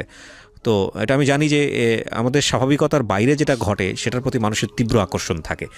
আপনার সাথে যেটা ঘটেছে এটা স্বাভাবিক ঘটনা না, হয়তো খুব কমই ঘটে সমাজে, খুব অল্প স্বল্প রেশিওর জায়গা থেকে হয়তো খুবই কম, সেই জন্যই এটা একটা অস্বাভাবিক ঘটনা বলেই অনেকে মেনে নেবেন। তবে এই ইউনিভার্সে অনেক অস্বাভাবিক ঘটনাই খুবই স্বাভাবিক ঘটনা। তো আপনি কেন বললেন আসলে? তো আমার বলার উদ্দেশ্য হচ্ছে এটাই যে আসলে আমাদের সমাজে যে এখন অনেক ছেলে মেয়ে আছে যে সামান্যতম কোনো দুঃখ কষ্ট আসলে মানে জীবনের হাল ছেড়ে দেয়, বা দেখা গেছে কি যে সামান্য কোনো কষ্ট পাইলে মানে আপসেট হয়ে পড়ে, অনেকেই আছে দেখা গেছে আত্মহত্যা পর্যন্ত করে। তো আসলে মানুষের জীবনের দুঃখ কষ্টটা সারা জীবন হয়তো বা থাকে না।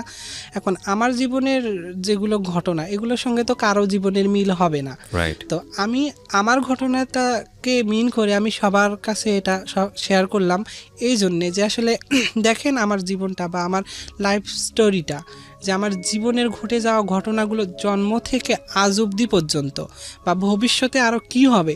আমি তো জন্মের পরে যখন আমি অসুস্থ ছিলাম, বিভিন্ন রোগে ভুক্তভোগী ছিলাম, একটা সময় সুস্থ হলাম, ভাবলাম আমার জীবনে বুঝি আর কোনো ঘটনা ঘটবে না। তারপরেও দেখেন আমার জীবনে তার থেকেও বড় দুর্ঘটনা ঘটে গেল।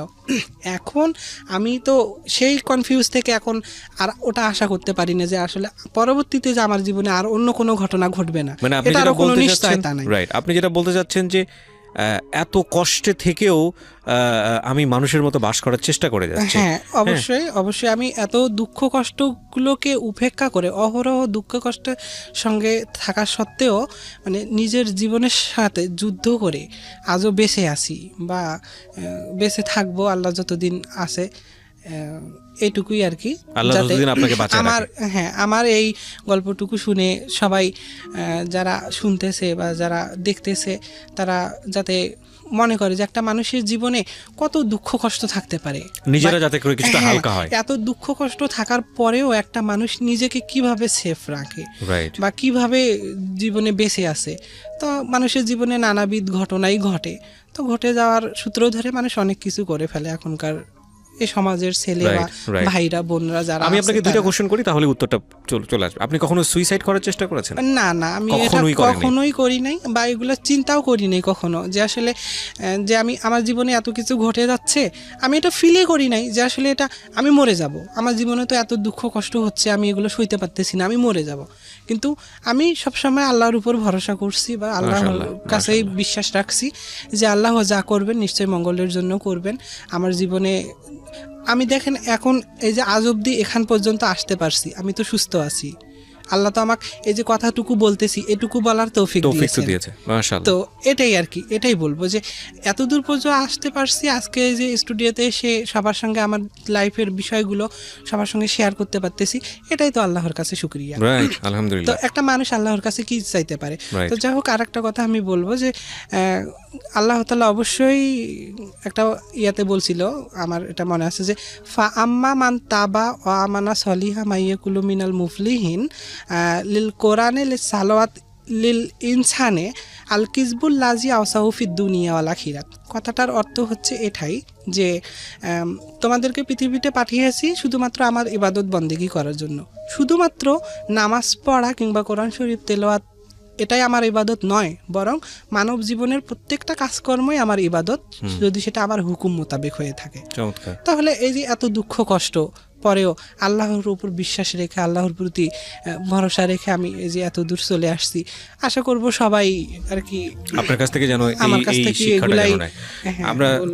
খুবই কৃতজ্ঞ যে রংপুরের একটা প্রত্যন্ত অঞ্চল থেকে আপনি আজকে আমাদের এই অনুষ্ঠানে এসেছেন। লাখ লাখ মানুষের কাছে নিজেকে ফেস করেছেন। আপনার জীবন গল্প বিশ্বাস অবিশ্বাস প্রত্যেকেরই বিষয়, প্রত্যেকটা নিজের জায়গা থেকে নিজের মতো করে দেখবে। আমি